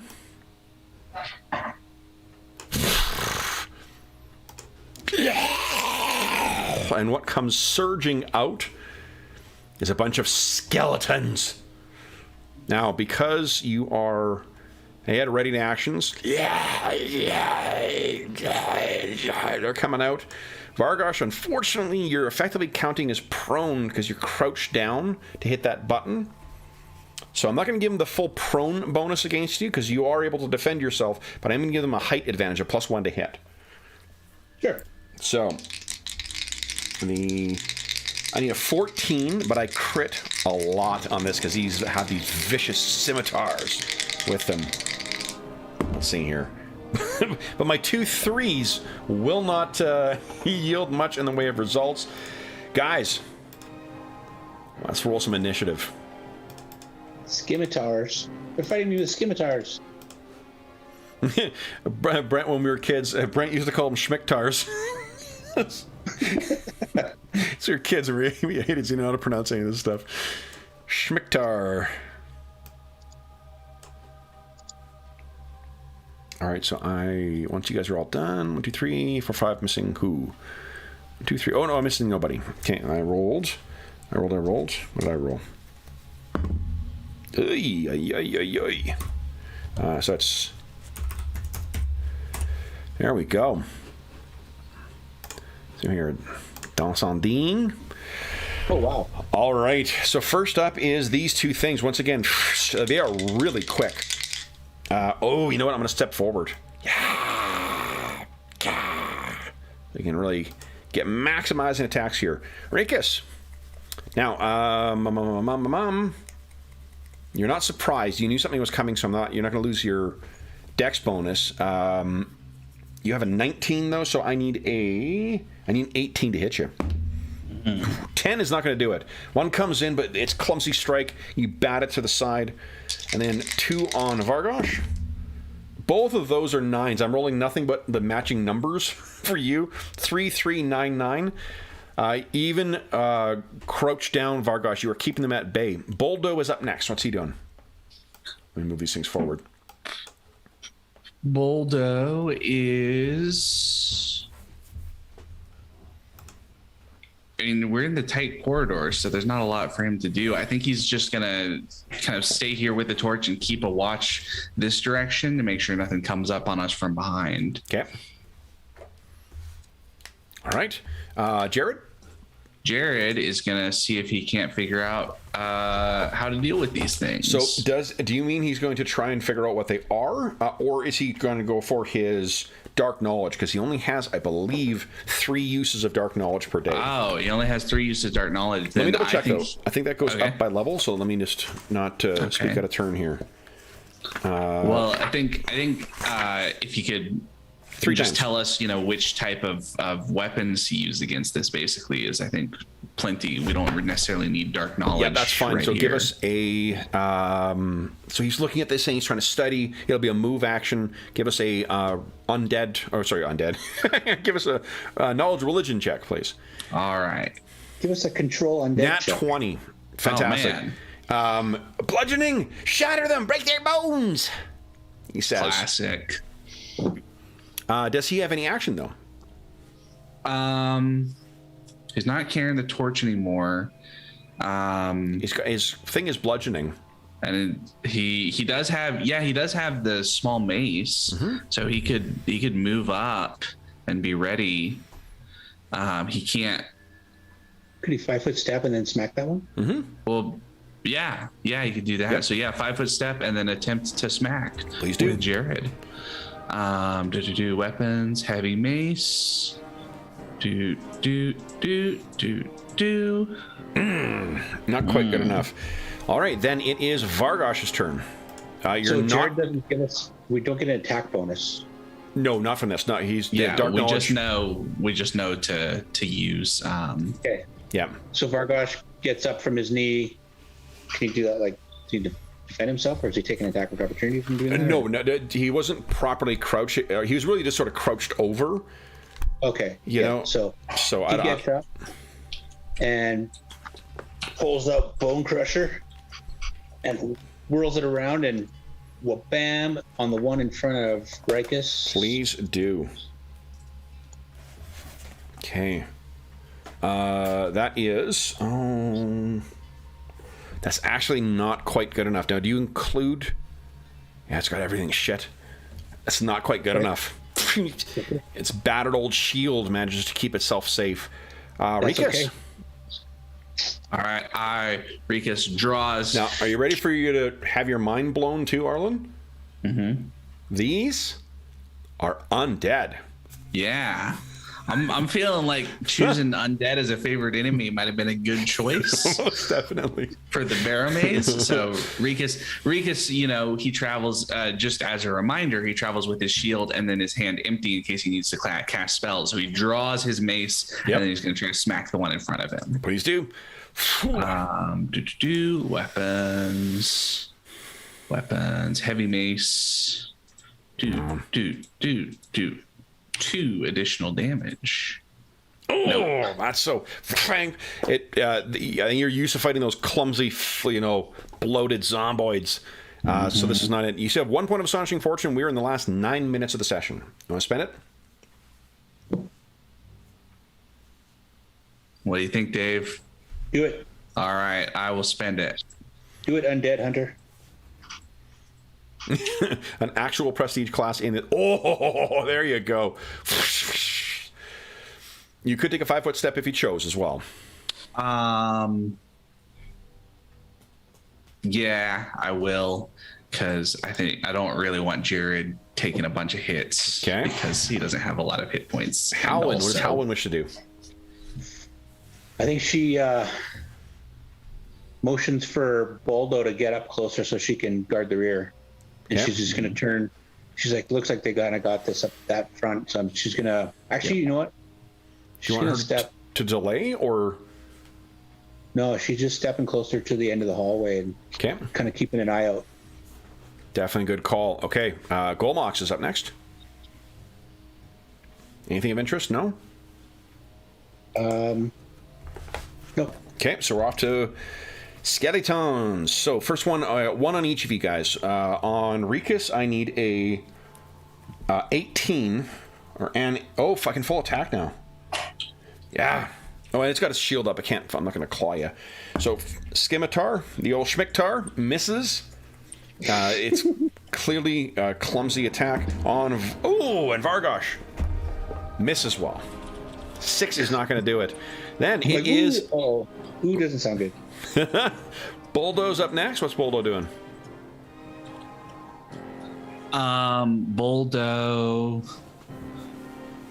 Do we want him to move next to Howin, you think, Dave? Sure. Just to keep an eye on the back. Okay. Jared? Jared obviously is not in melee anymore, so he'll just, squeak on about smashing him with the blunt weapons. Yeah. Okay, and then Vargosh. Kabam, kabam.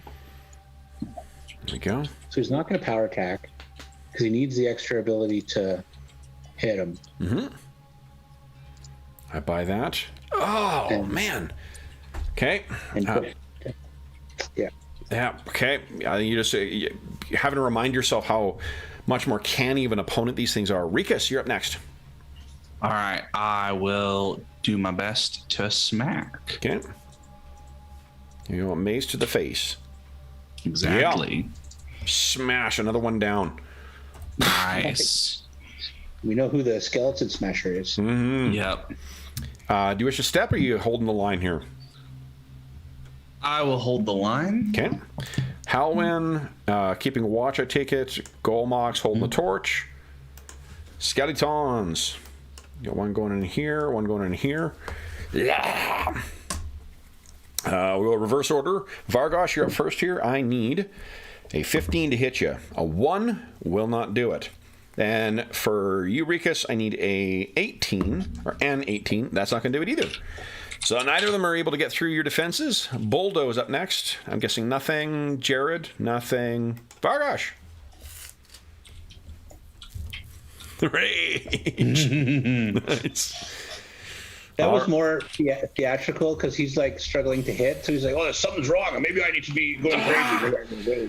His frustration is getting to him. That makes sense. Yeah. So he's got his temporary hit points. Okay. 6. And rage is now 0. Okay, and go ahead and make your attack here. With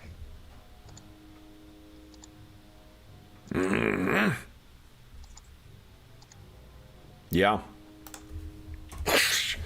That'll do it. Go ahead and roll your second attack. Or your cleave. Yeah. Cleared the way. Nice. Rikus, what would you like to do? All right. Yeah, I'll go for it. I will now step up. I think he's 5 foot step because he's raging. You can do that. Oh yeah. So to keep hitting things. Rikus will 5 foot step up and then continue to make the mace interact with the face. Yep. As Mace best to the face. possible. 16. Oh, for 16. Sorry. 6. Yeah, that is a solid hit. That one's down as well. Then Halwyn, I'm guessing nothing. Golmox, I'm guessing nothing. And this thing. Okay, so now that you've cleared the way, rather than suffering the cover penalty against Vargosh, it's going to move over. But they are both going to attack Vargosh, because that's what was the plan from the get-go. So I need... Is your AC less right now or no? Because you're raging. I think it goes down by 2 if I'm correct. Goes down by 2 in your range? Okay. So 14, I need a 13 to hit you. Let's see here. 2 18s, which means 2 possible crits. So let's see here. So, all right. 20 plus, where are they? 1, 2, 3. I'm just going to add it. Treat your AC as normal. I need a 13 for this to crit. It's 1 crit. It's only 1 crit. So 1 crits, 1 hits. Cost of rage. Yeah. Okay, so 4 points of damage from the first one. And then 9 points of damage from the second. Then it is Boldo. Nothing, I guess. Jared. Nothing, I guess. Vargosh. Out. Oh, yeah. Yeah. That one's down. And He's power attacking again. Go ahead with your cleave. Yeah, he's just like, I want to smash these things. Ending the Let's session end the with a session crit. with a 20, Kev. Let's end the session with a 20. Love it. Well, I mean, Well, not end the session. I'm just saying the end of combat. what, 2 weeks ago, I guess, is when Arlen ended a session with back-to-back 100s on a percentile dice. Master. Which is Yep. pretty impressive. It's pretty wicked. Yep. All right. So with that being smashed down, guys. Now, Vargosh, can't remember. Are you fatigued after your rage or not? I don't. Can't remember. Yeah. Oh, you are. Okay. So what you can see, actually, let me remove this. That door is now open, where they were. So he's probably got a little more rage left in him. So he's going to smash the skeletons a couple more times, even though they're on the ground. Yep. Smash. All right. And then So- he's totally beat. Yeah. And then, shoulders sag. Yeah, my goodness. Okay, so then,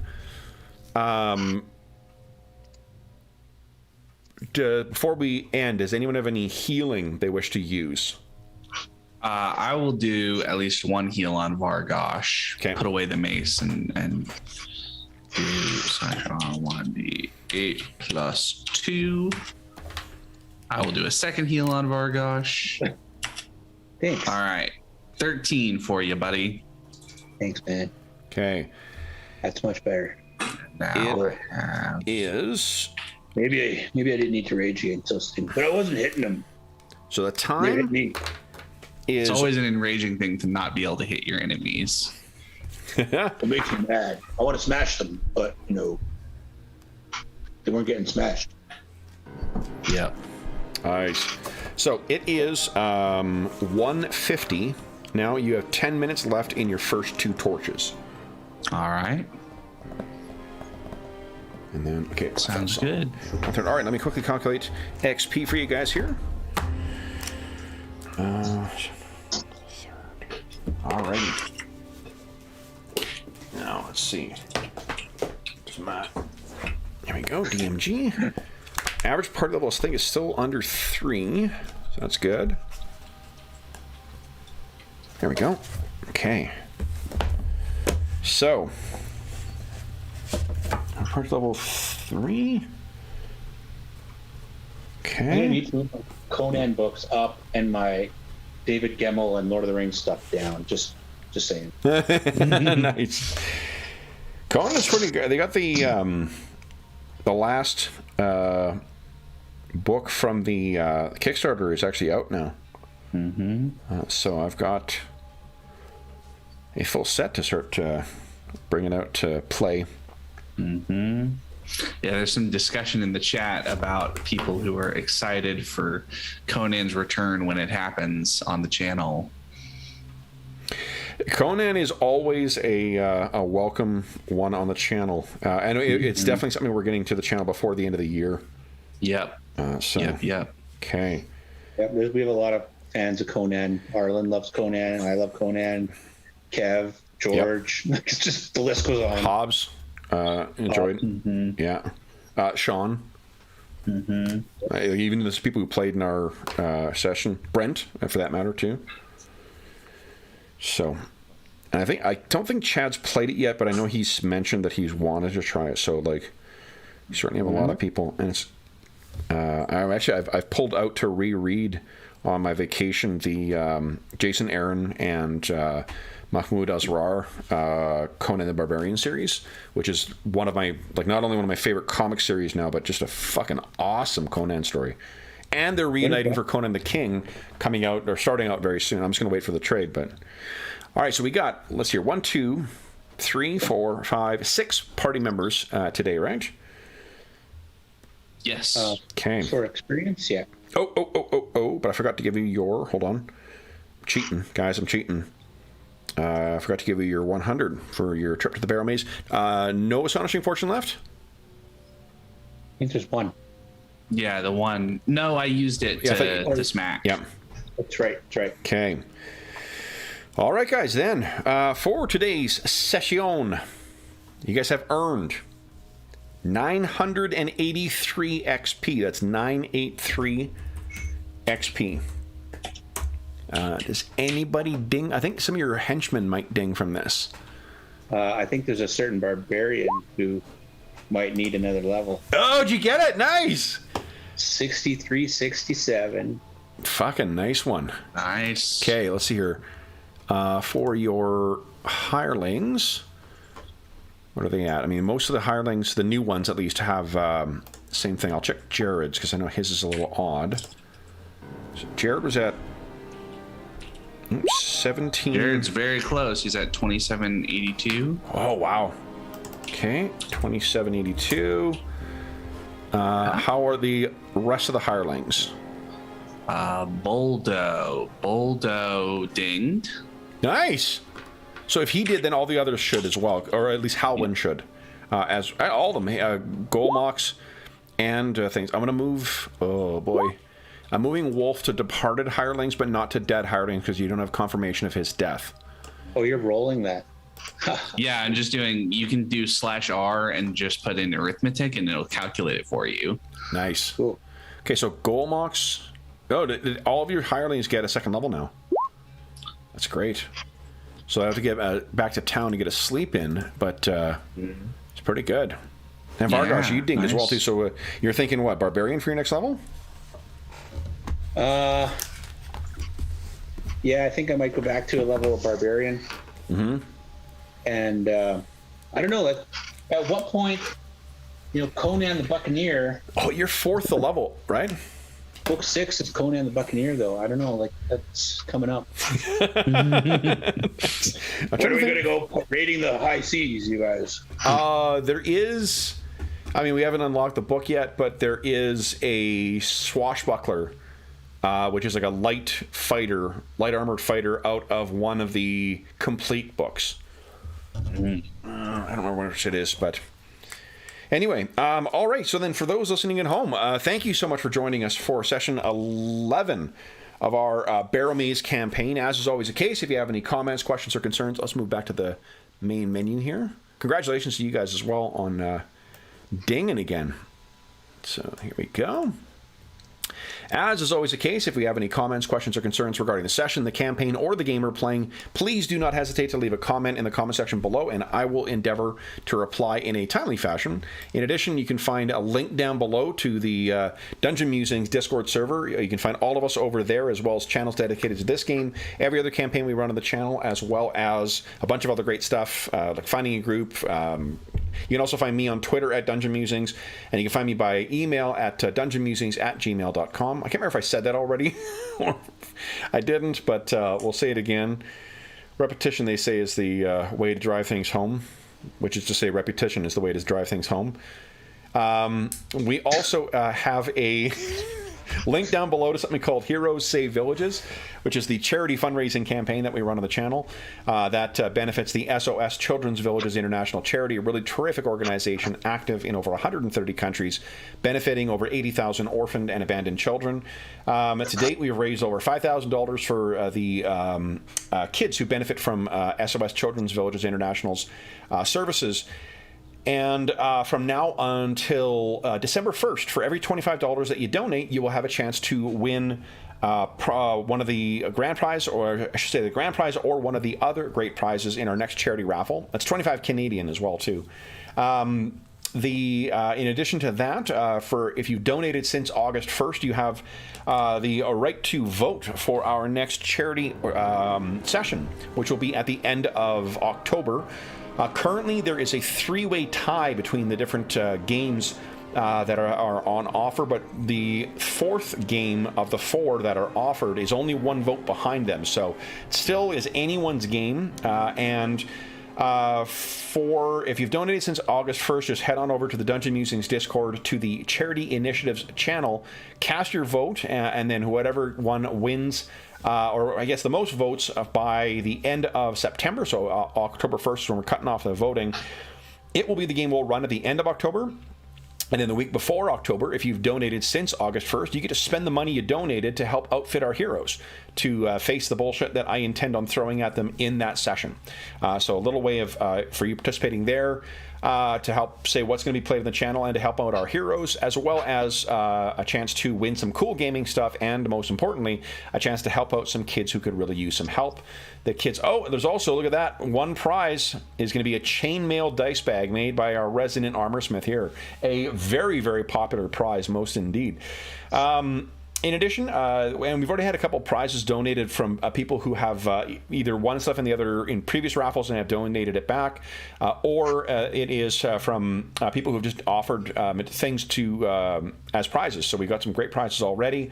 We'll talk more as it gets closer to the date about what the prizes actually are, but all money that is donated goes directly to SOS Children's Villages International. None of it goes to the channel. None of it goes to any other middleman. It just goes to help out those kids and to give you an opportunity to win some great gaming stuff. Last thing I'll say is a huge thank you to our Barrowmazers. So, Dave and Arlen, thank you so much for joining me tonight. This was a fucking great way to kick off the weekend and to spend a Friday night, so thank you to both of you. Thanks, Kev. It was all fun. Yeah, it was great. Awesome, and congrats on hitting level 3 too, Rikas. That's pretty awesome. And then Vargosh for your future level as well too. Assuming you survive, you know. Yeah, I don't make those assumptions anymore. So then, for those listening at home, thank you once again for joining us back in the Barrowmaze. We'll be back again next week. And until then, we hope, I guess, and first off, I hope that we've given you a couple of hours to take your mind off of the troubles of our world and think about the troubles that our heroes meet up with in the Barrow Moor, the Barrow Mounds, and the Barrowmaze. And until we see you again, stay safe, stay healthy, and happy gaming.